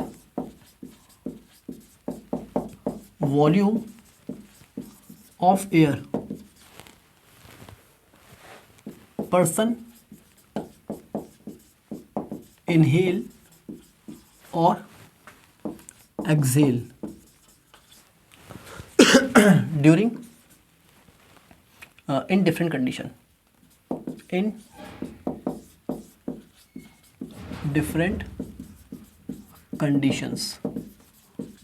ठीक है, तो जो भी आप डिफरेंट वॉल्यूम एयर का इनहेल या एक्सहेल कर रहे हैं डिफरेंट कंडीशन में, उन्हीं को आप क्या बोलते हैं, रेस्पिरेटरी वॉल्यूम। और मैंने आपको बताया जब आप नॉर्मली इनहेल करते हैं तो थोड़ा कम इनहेल करेंगे, नॉर्मली एक्सहेल करेंगे तो आप थोड़ा सा कम करेंगे, लेकिन फोर्सफुली करेंगे तो ज़्यादा इनहेल करेंगे, और फोर्सफुली करेंगे एक्सहेल तो ज़्यादा एक्सहेल करेंगे। ठीक है, और उन्हीं वॉल्यूम्स को, एयर के वॉल्यूम्स जो आपने इनहेल और एक्सहेल किए डिफरेंट कंडीशन में, उसको आप क्या बोलते हैं, रेस्पिरेटरी वॉल्यूम। ठीक है, अब रेस्पिरेटरी कैपेसिटीज़ कुछ नहीं है, रेस्पिरेटरी कैपेसिटीज़ आपके रेस्पिरेटरी वॉल्यूम के कॉम्बिनेशन से कुछ वैल्यू बनती हैं, उन्हीं को आप क्या बोलते हैं, रेस्पिरेटरी कैपेसिटीज़। ठीक है, तो इतना इंपॉर्टेंट तो नहीं है डेफिनेशन, लेकिन फिर भी बता देता हूँ आपको। और उससे पहले मैं आपको बताता हूँ कि स्पायरोमीटर क्या होता है। स्पायरोमीटर, ठीक है, तो स्पायरोमीटर आपकी डिवाइस है जो आपके रेस्पिरेटरी वॉल्यूम को मेज़र करने के काम आता है। ठीक है, तो आप लिख लेंगे यहाँ पे device use to measure respiratory volumes. Respiratory volumes को मेज़र करने के लिए जो डिवाइस आता है आपके, उसी को आप क्या बोलते हैं, स्पायरोमीटर। ठीक है, अब एक रेस्पिरेटरी वॉल्यूम ऐसा है जो आप स्पायरोमीटर से मेज़र नहीं कर सकते। ठीक है, और उसका मैं नाम लिख देता हूँ, और इसको मैं एक्सप्लेन करूँगा आपको बाद में कि हम इसको मेज़र क्यों नहीं कर सकते। तो आप रेसिडुअल वॉल्यूम को एक्सेप्ट लिख देता हूँ मैं यहाँ पे, एक्सेप्ट रेसिडुअल वॉल्यूम। तो रेसिडुअल वॉल्यूम को छोड़ करके आप सारे रेस्पिरेटरी वॉल्यूम स्पायरोमीटर से मेज़र कर सकते हैं, लेकिन रेसिडुअल वॉल्यूम को आप स्पायरोमीटर से मेज़र नहीं कर सकते। ठीक है, चलिए, और रेस्पिरेटरी कैपेसिटी कोई आपसे डेफिनेशन तो पूछेगा नहीं, लेकिन फिर भी बता देता हूँ मैं आपको। रेस्पिरेटरी कैपेसिटीज़ रेस्पिरेटरी वॉल्यूम के कॉम्बिनेशन से ही बनती हैं, कुछ वैल्यूज़, उन्हीं को आप क्या बोलते हैं, रेस्पिरेटरी कैपेसिटीज़। और ये आपके क्लिनिकल डायग्नोसिस में काम आती हैं, ये हम आगे देखेंगे, ठीक है। तो ये है आपके रिजल्ट फ्रॉम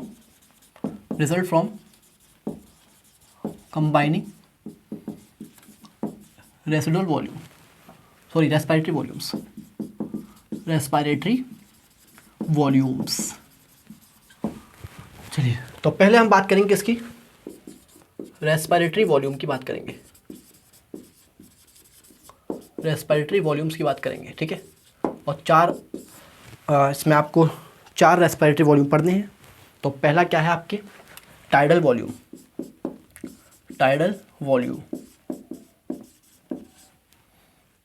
ठीक है। तो टाइडल वॉल्यूम देखते हैं सबसे पहले, ओके। तो टाइडल वॉल्यूम क्या है, देखिए नॉर्मल ब्रीदिंग के टाइम पे, फोर्स ब्रीदिंग नहीं, नॉर्मल ब्रीदिंग के टाइम पे एक इंसान कितना वॉल्यूम ऑफ एयर इनहेल करेगा या एक्सहेल करेगा, ठीक है। तो नॉर्मल ब्रीदिंग के टाइम पे कितना एयर का वॉल्यूम मैंने इनहेल किया या कितना वॉल्यूम मैंने एक्सहेल किया, उसी को आप क्या बोलते हैं, टाइडल वॉल्यूम, ठीक है। तो ये हो गया आपके टाइडल वॉल्यूम। तो बात सुनिए, नॉर्मल ब्रीदिंग के टाइम पे, फोर्स ब्रीदिंग नहीं, नॉर्मल ब्रीदिंग के टाइम पे आप कितना वॉल्यूम एयर का इनहेल करेंगे या एक्सहेल करेंगे, इसी को आप क्या बोलते हैं, टाइडल वॉल्यूम, ठीक है। तो यह लिखते हैं, volume of air person can inhale और एक्सहेल ड्यूरिंग नॉर्मल ब्रीदिंग के टाइम पे, और इसकी वैल्यू होती है आपके कितना, 500 ml, ठीक है। चलिए, अब आप देखिए आपका नॉर्मल ब्रीदिंग रेट कितना होता है, ये हम पढ़ चुके हैं पहले।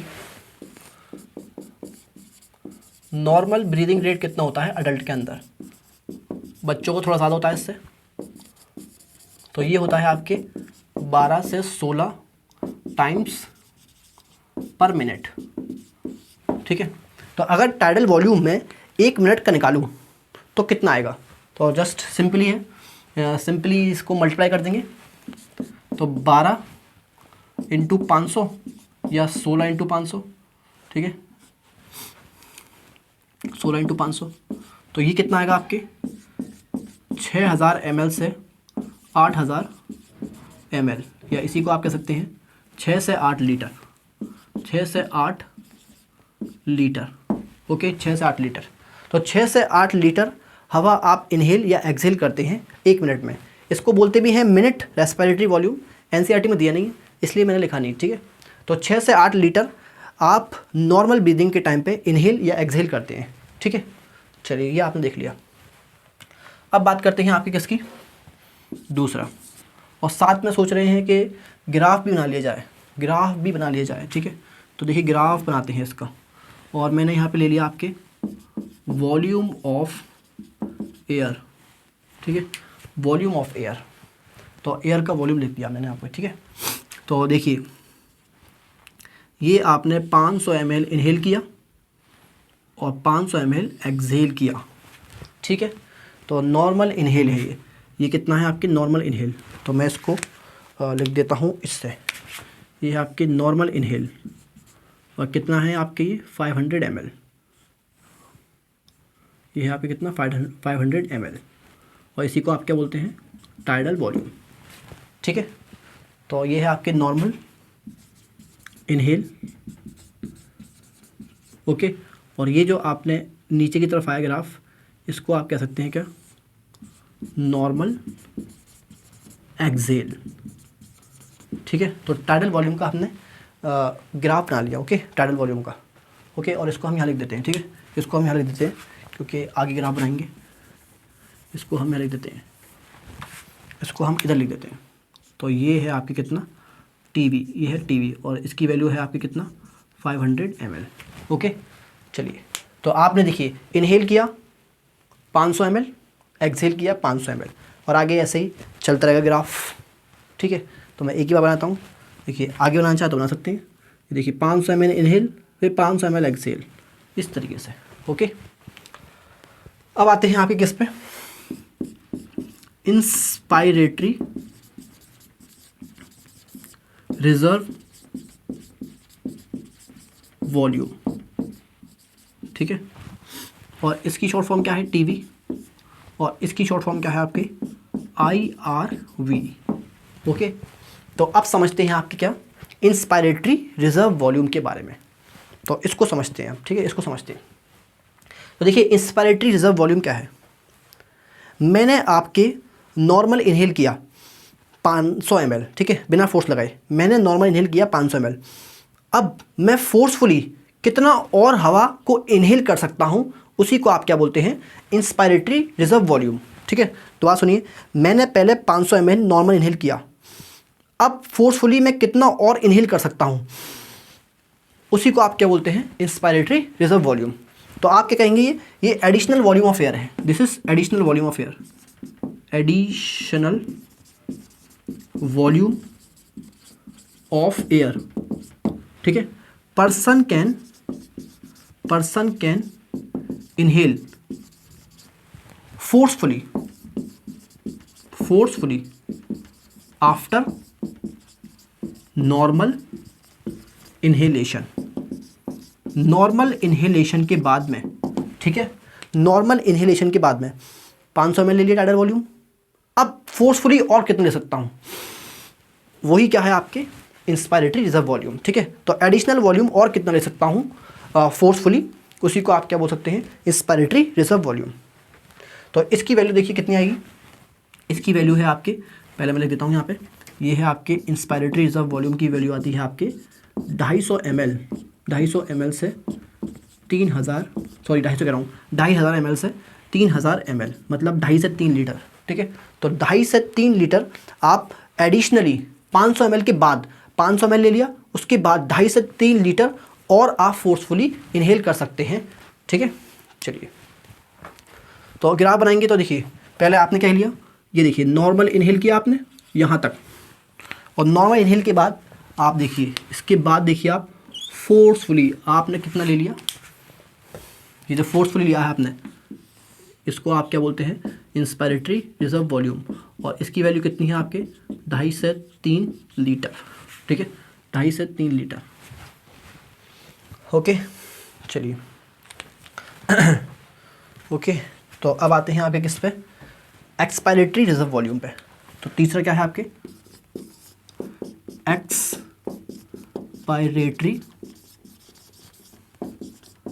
Reserve volume, expiratory reserve volume, और इसकी शॉर्ट फॉर्म क्या है आपकी, ERV, एक्सपायरेटरी रिजर्व वॉल्यूम। ठीक, अब इसको समझते हैं ये बिल्कुल वैसे ही जैसे आपके IRV है। तो देखिए मैंने आपके नॉर्मल एक्सहेल किया 500 ml, अब फोर्सफुली और कितना वॉल्यूम मैं एक्सहेल कर सकता हूँ, इसी को आप क्या बोलते हैं, एक्सपायरेटरी रिजर्व वॉल्यूम, ठीक है। मैंने नॉर्मल एक्सहेल किया 500 ml, अब फोर्सफुली और कितना कर सकता हूँ,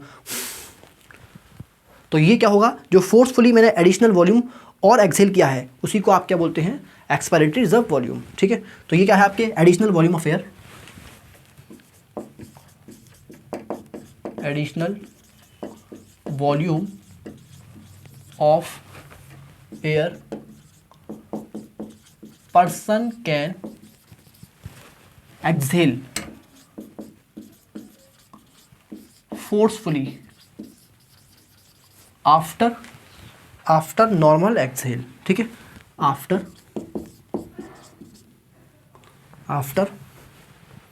नॉर्मल एक्सहेलेशन, नॉर्मल एक्सहेलेशन के बाद कितना और एक्सहेल कर सकते हैं, ठीक है।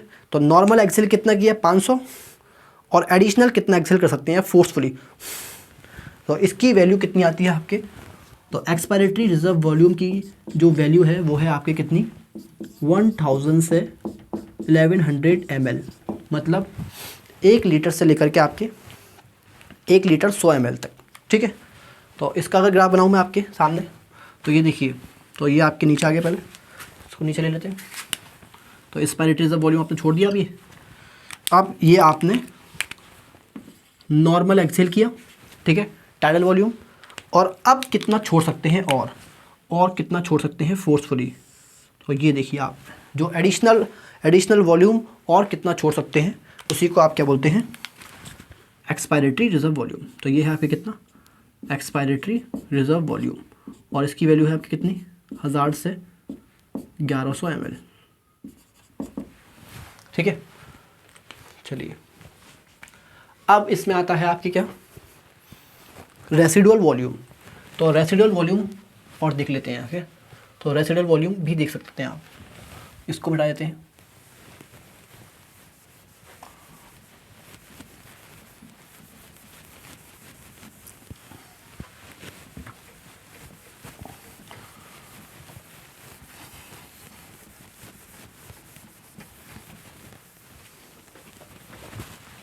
तो रेसिडुअल वॉल्यूम देखिए क्या होता है।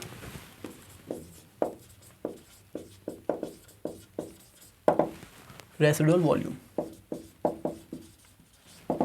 तो देखिए रेसिडुअल का मतलब ही होता है बचा हुआ। ठीक है, अब आप अपनी पूरी ताकत लगा दीजिए और पूरी ताकत लगाने के बाद सारी हवा छोड़ दीजिए, लेकिन आप देखेंगे फिर भी लंग्स में कुछ ना कुछ वॉल्यूम आपकी बचेगा एयर का। ठीक है, आप जिसको बाहर निकाल नहीं सकते, मतलब आप अपने लंग्स को किसी भी हालत में खाली नहीं कर सकते, चाहे कितना भी फोर्स लगा लीजिए, कितना भी ताकत लगा करके आप हवा छोड़ दीजिए बाहर। ठीक है, तो जो वॉल्यूम आपके लंग्स में बचेगा after forceful expiration, forceful exhalation, उसी को आप क्या बोलते हैं, रेसिडुअल वॉल्यूम। ठीक है, तो ये क्या है आपके, volume of air present in lungs even after forceful exhalation. ठीक है, और इसकी वैल्यू देखिए कितनी होती है, तो आर वी शॉर्ट फॉर्म है इसकी, आर वी। तो आर वी की वैल्यू है आपकी कितनी, 1100 से 1200 ml। ठीक है, चलिए तो ये हमेशा प्रेजेंट होती है, ये वाली बात भी लिखेंगे। और इसका फ़ायदा क्या है, देखिए अगर सारी हवा हम बाहर निकाल देंगे तो आपकी जो एल्वोलाई हैं वो सब कोलैप्स कर जाएंगी, आपके लंग्स कोलैप्स कर जाएंगे। ठीक है, अंदर की तरफ पिचक जाएंगे। तो ये जो वॉल्यूम है एयर का, ये आपके लंग्स को कोलैप्स करने से बचाती है। ठीक है, तो पहले हम ये वाली बात भी लिख लेते हैं।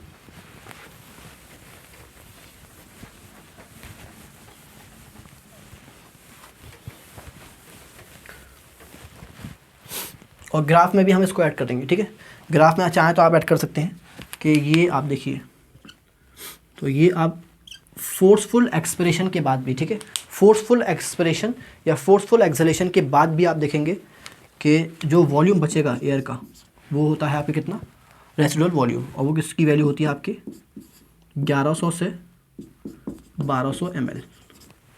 ठीक है, तो आप देखिए दिस एयर या दिस अमाउंट ऑफ एयर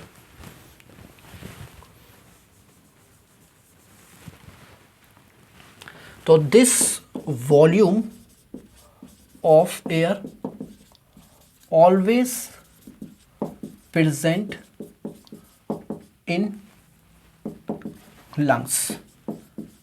ठीक है, हमेशा प्रेजेंट होती है and can not B excelled out. ठीक है, तो इसको आप एक्सेल नहीं कर सकते। तो आप इसको एक्सेल नहीं कर सकते, तो इसीलिए आप देखेंगे स्पायरोमीटर से इसको आप मेज़र नहीं कर सकते। ठीक है, इसी वजह से आप इसको मेज़र नहीं कर सकते, क्योंकि आप इसको एक्सेल नहीं कर सकते, तो स्पायरोमीटर मेज़र कैसे करेगा। ठीक है, तो मैं यहाँ लिख देता हूँ, this can not be measure by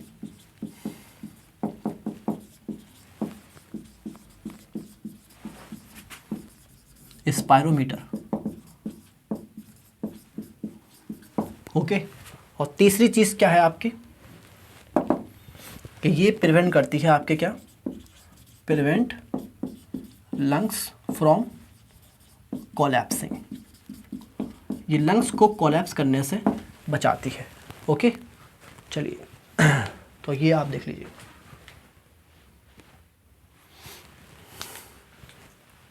अब बात कर लेते हैं आपके किसकी, रेस्पिरेटरी कैपेसिटीज़ की। ठीक है, तो रेस्पिरेटरी कैपेसिटीज़ देखिए सबसे पहले आप, तो देखिए रेस्पिरेटरी कैपेसिटीज़ आप जो है क्लिनिकल डायग्नोसिस में यूज़ करते हैं, ठीक है। तो क्लिनिकल डायग्नोसिस में काम आती हैं आपकी रेस्पिरेटरी कैपेसिटीज़, ठीक है।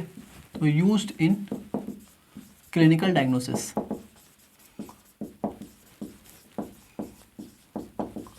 ठीक है।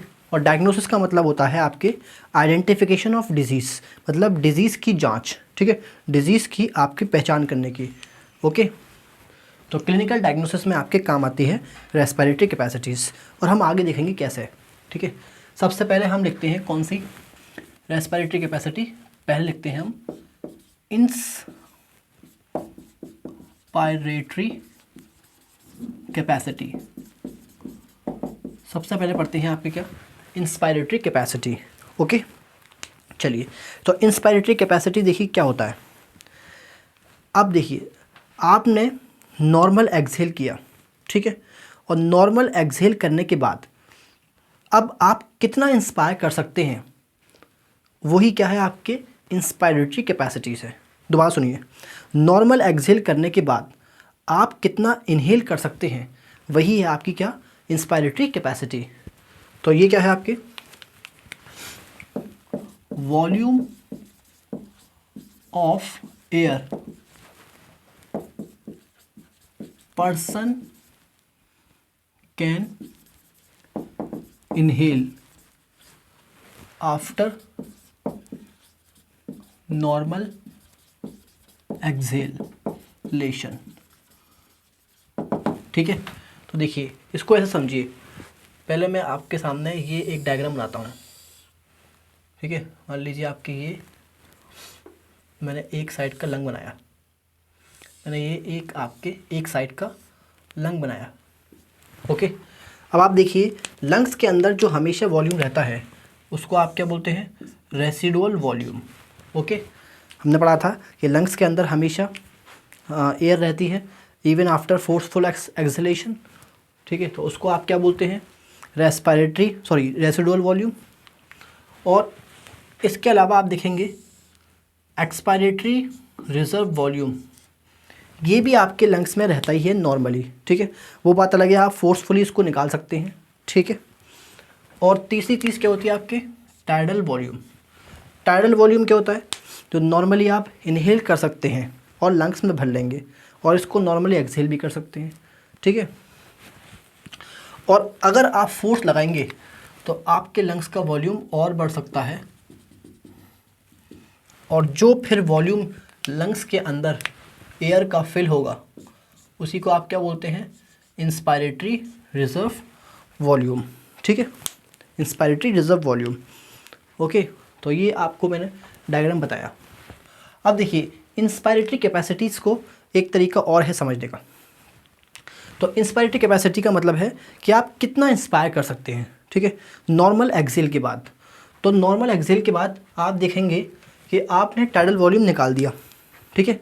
अब लंग्स के अंदर सिर्फ क्या है, रेसिडुअल वॉल्यूम और एक्सपायरेटरी रिजर्व वॉल्यूम। अब लंग्स के अंदर सिर्फ ये है, ठीक है, ये दो वॉल्यूम प्रेजेंट है। टाइडल वॉल्यूम आपने एक्सहेल आउट कर दिया है, ठीक है। तो टाइडल वॉल्यूम को एक्सहेल आउट करने के बाद अब आप इनहेल करना शुरू करते हैं। तो फिर आप नॉर्मली क्या लेंगे, टाइडल वॉल्यूम लिया आपने, उसके बाद फोर्स लगा के लेंगे, अब लेंगे आप इंस्पायरेटरी रिजर्व वॉल्यूम। तो इंस्पायरेटरी कैपेसिटी की मतलब आईसी की वैल्यू क्या होगी आपके, tidal volume plus inspiratory reserve volume, ठीक है। तो ये आपके समझ में आ गया होगा। तो नॉर्मल एक्सहेल के बाद आप कितना इंस्पायर कर सकते हैं, वही क्या है आपके इंस्पायरेटरी रिजर्व वॉल्यूम। पहले आप टाइडल वॉल्यूम इनहेल करेंगे, उसके बाद forcefully inspiratory reserve volume inhale करेंगे, ठीक है। तो ये आपके समझ में आ गया होगा, और आप इसकी वैल्यू भी बता सकते हैं। तो टाइडल वॉल्यूम कितना होता है आपके 500 ml, ओके। और इंस्पायरेटरी रिजर्व वॉल्यूम कितना होता है आपके 2.5 से 3 लीटर, ठीक है। तो इसकी वैल्यू कुछ ऐसे आएगी, 500 ml प्लस 2500 से 3000 ml। तो इसकी वैल्यू आएगी आपके 3 से 3.5 लीटर के आसपास, ठीक है। 3 से 3.5 लीटर के आसपास आएगी आपके इंस्पायरेटरी कैपेसिटी। ठीक है, अब बात करते हैं आपके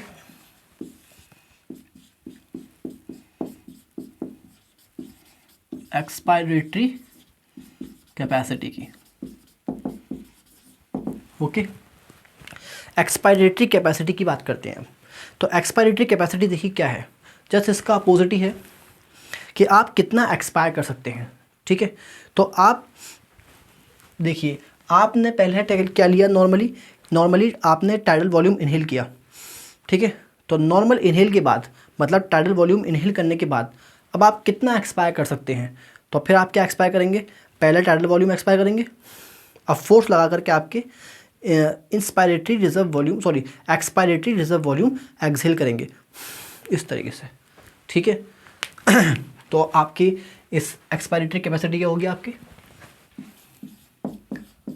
volume of air person can exhale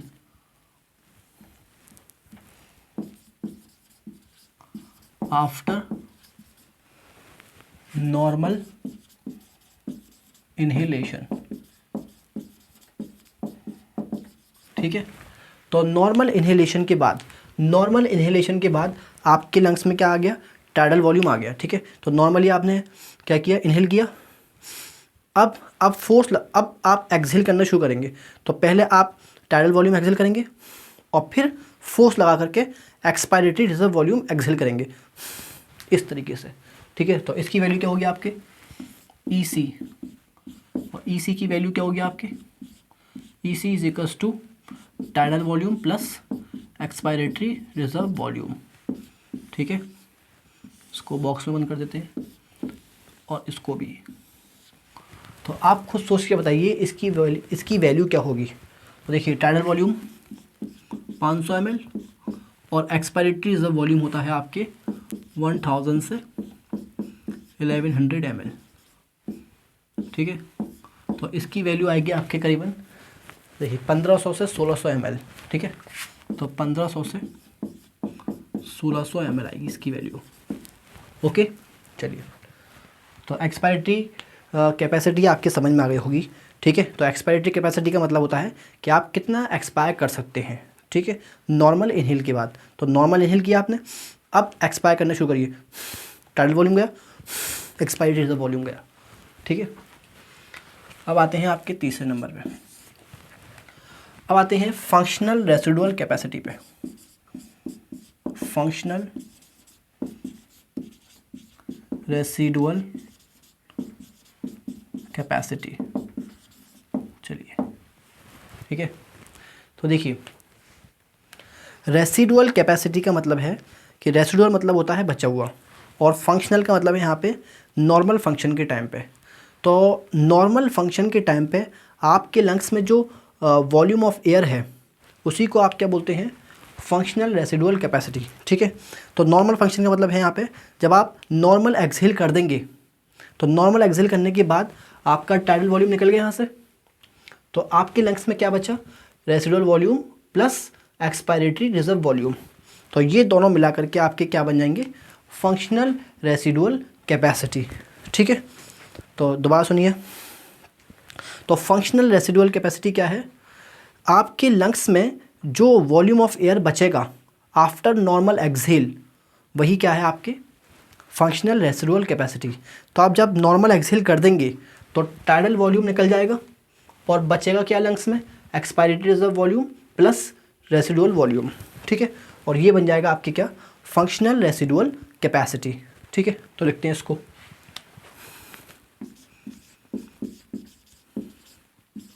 volume of air present in lungs after normal exhalation. Normal exhalation के बाद जो वॉल्यूम लंग्स में बचेगा उसी को आप क्या बोलते हैं, फंक्शनल रेसिडुअल कैपेसिटी। ठीक है, और इसकी वैल्यू क्या होती है आपकी, FRC। तो FRC की वैल्यू क्या होगी आपके expiratory reserve volume plus residual volume. ठीक, चलिए अब आते हैं चौथे पे, और चौथा क्या है आपके वाइटल कैपेसिटी। ठीक है, चौथा क्या है आपकी वाइटल कैपेसिटी, वीसी। ठीक, तो वाइटल कैपेसिटी समझते हैं अब। तो वाइटल कैपेसिटी क्या है? देखिए वाइटल कैपेसिटी क्या है आपकी ब्रीथ करने की कैपेसिटी। ठीक है, मैंने फोर्सफुली सारा लंग्स में से आपके एयर को एक्सेल कर दिया, सारा तो मैं ऑब्वियसली नहीं कर पाऊँगा, रेसिडुअल वॉल्यूम तो हमेशा रहता ही है, तो मैं जितना भी एक्सेल कर सकता हूँ मैंने सारा एक्सेल कर दिया। ठीक है, तो एक्सेल करने के बाद आप देखेंगे आप अपने लंग्स में से क्या क्या निकाल देंगे। आपने टाइडल वॉल्यूम निकाला पहले नॉर्मल ब्रीदिंग से, नॉर्मल एक्सेल से टाइडल वॉल्यूम निकाला, फिर फोर्स लगा करके आपने एक्सपायरेटरी रिजर्व वॉल्यूम भी निकाल दिया।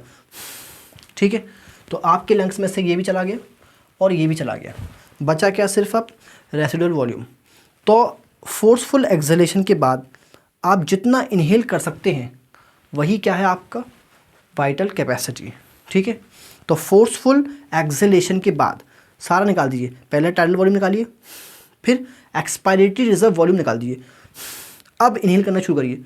तो पहले आप इनहेल करेंगे तो पहले क्या लेंगे, पहले लेंगे आप एक्सपायरेटरी रिजर्व वॉल्यूम, फिर क्या लेंगे टाइडल वॉल्यूम, और फिर फोर्स लगा करके क्या लेंगे इंस्पायरेटरी रिजर्व वॉल्यूम। ठीक है, तो ये तीनों मिल करके आपके क्या बनाएंगी वाइटल कैपेसिटी। तो इसकी डेफिनेशन लिख लेते हैं, volume of air person can inhale after forceful exhalation. ठीक है, और वाइटल कैपेसिटी की वैल्यू क्या होगी, तो वाइटल कैपेसिटी की वैल्यू होगी आपके क्या expiratory reserve volume, tidal volume और इंस्पायरेटरी रिजर्व वॉल्यूम। ठीक है, तो expiratory reserve volume plus tidal volume plus inspiratory reserve volume. ठीक है, तो ये होगी आपके क्या वाइटल कैपेसिटी की वैल्यू। ओके, चलिए तो देखिए आप इसको उल्टा भी पढ़ सकते हैं। ठीक है, इसकी डेफिनेशन दोनों तरीके से हो सकती है। तो ये तो क्या थी आपके कि आप कितना इनहेल कर सकते हैं आफ्टर फोर्सफुल एक्सहेल। ठीक है, आपने फोर्सफुली एक्सहेल किया तो टाइडल वॉल्यूम के साथ आपने एक्सपायरेटरी रिजर्व वॉल्यूम भी निकाल दिया। ठीक, अब आपने इनहेल करना शुरू किया तो पहले क्या लिया एक्सपायरेटरी रिजर्व वॉल्यूम, फिर टाइडल वॉल्यूम लिया और फिर फोर्सफुली क्या लिया इंस्पायरेटरी रिजर्व वॉल्यूम लिया। ठीक है, तो एक तरीका तो ये है इसको डिफाइन करने का, इसका उल्टा भी है। अब आप फोर्सफुली पूरा अपने लंग्स को भर लीजिए, तो फोर्सफुल इनहेलेशन के बाद अब आप कितना एक्सहेल कर सकते हैं वो भी वाइटल कैपेसिटी है। ठीक है, तो फोर्सफुल इनहेल कर लीजिए, तो अब आपके लंग्स में क्या है, पहले आपने टाइडल वॉल्यूम लिया होगा, फिर फोर्सफुली क्या लिया होगा इंस्पायरेटरी रिजर्व वॉल्यूम लिया होगा। ठीक है, तो अब आपके लंग्स में क्या है टाइडल वॉल्यूम भी है और इंस्पायरेटरी रिजर्व वॉल्यूम भी है। ठीक है, तो अब आपके लंग्स फुल फिल्ड हैं एयर से। अब आप एक्सहेल करना शुरू करेंगे तो पहले क्या निकालेंगे इंस्पायरेटरी रिजर्व वॉल्यूम, फिर क्या निकालेंगे टाइडल वॉल्यूम और फिर क्या निकालेंगे फोर्सफुली एक्सपायरेटरी रिजर्व वॉल्यूम। ठीक है, तो ऐसे भी आप इसको डिफाइन कर सकते हैं। तो इसकी एक और डेफिनेशन भी हो सकती है आपकी, और वॉल्यूम ऑफ एयर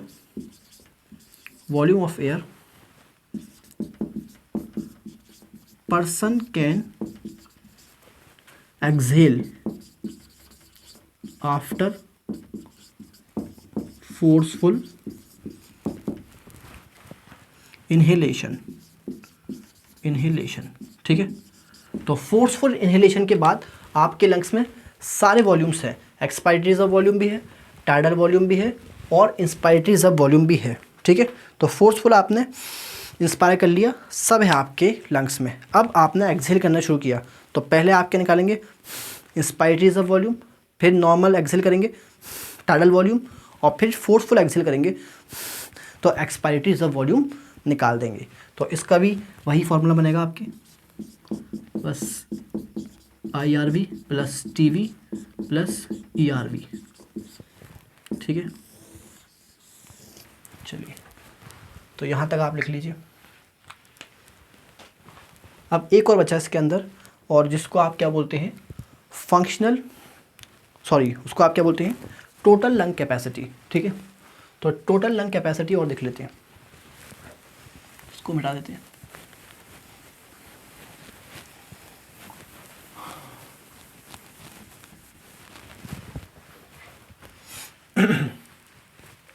याद रखिएगा ये एक लंग्स के लिए नहीं होता, ये दोनों लंग्स के लिए होता है। ये वॉल्यूम, ये जो वॉल्यूम है आपके 500 ml वगैरह, ये दोनों लंग्स के लिए है। ठीक है, एक के लिए नहीं है, एक तो मैंने समझाने के लिए बनाया है।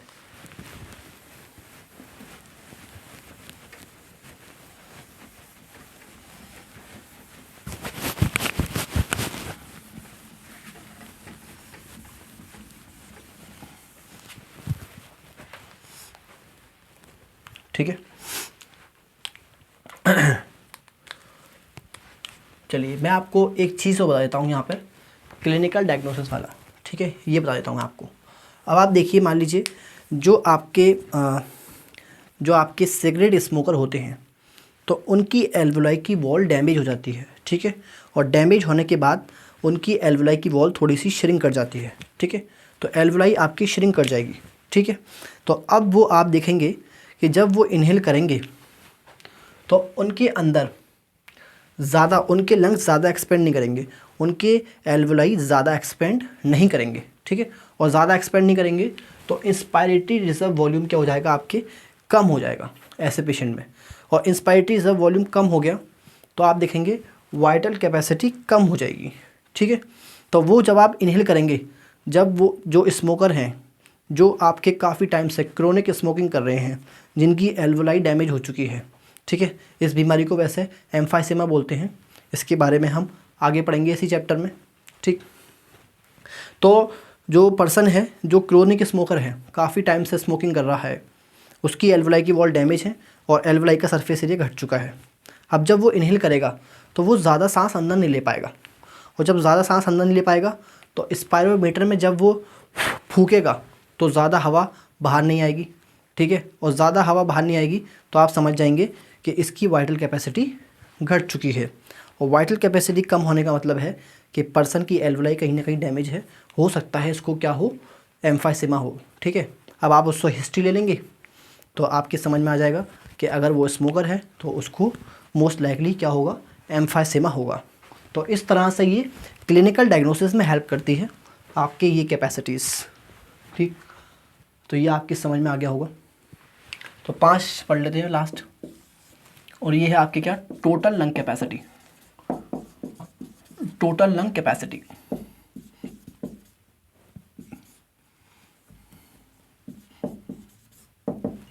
ठीक है, तो टोटल लंग कैपेसिटी क्या है आपके, volume of air present in lungs at the end of forceful inhalation.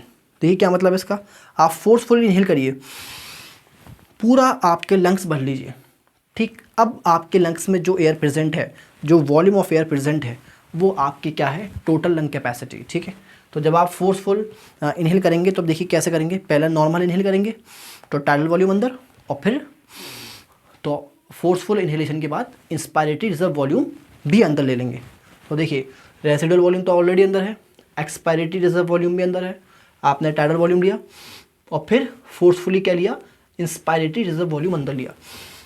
तो अब आपके लंग्स पूरे भर चुके हैं हवा से, और अब जो वॉल्यूम है एयर का, उसी को आप क्या बोलते हैं, टोटल लंग कैपेसिटी। ठीक है, तो ये क्या है आपके, टोटल वॉल्यूम ऑफ एयर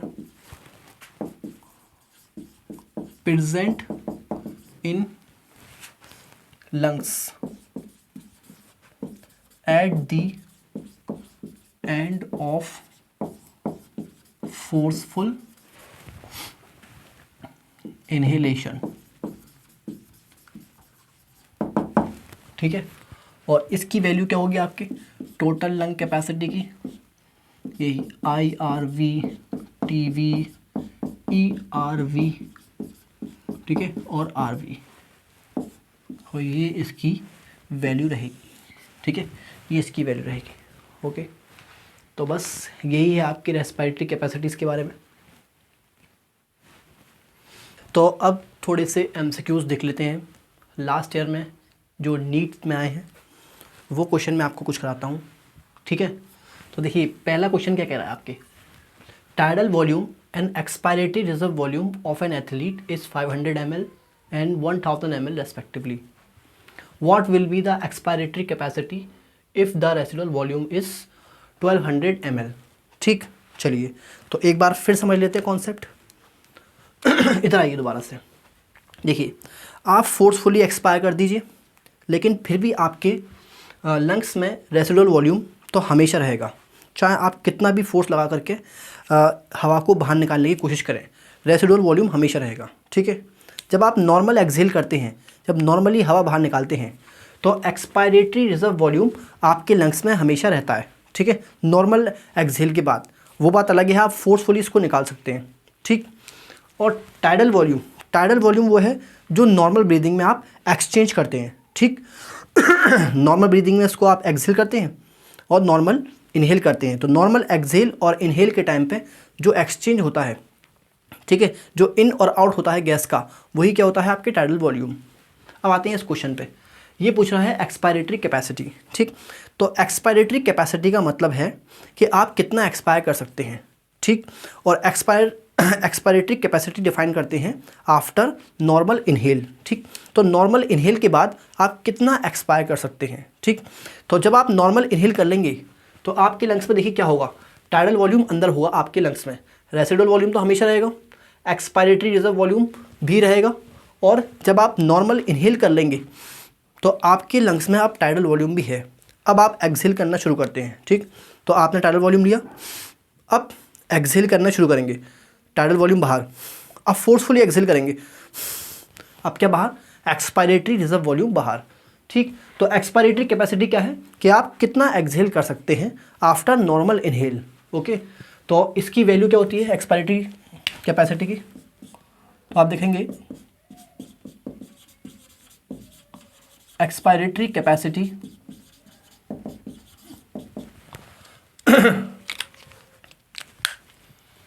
क्या होता है आपके, tidal volume plus expiratory reserve volume, okay.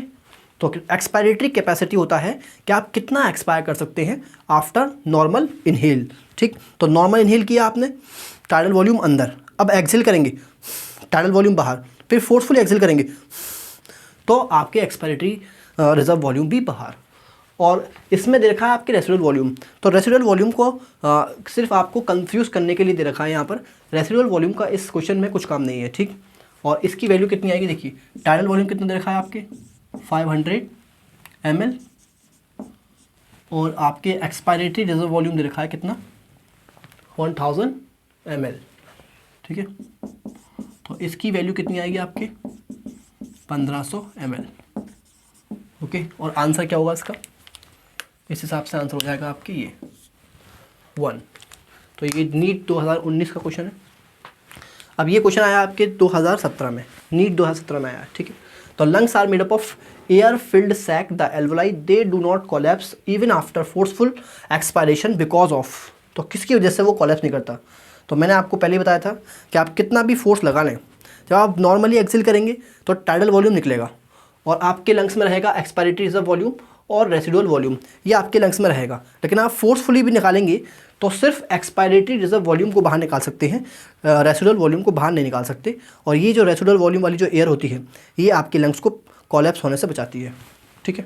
तो इसका आंसर क्या हुआ आपकी 4।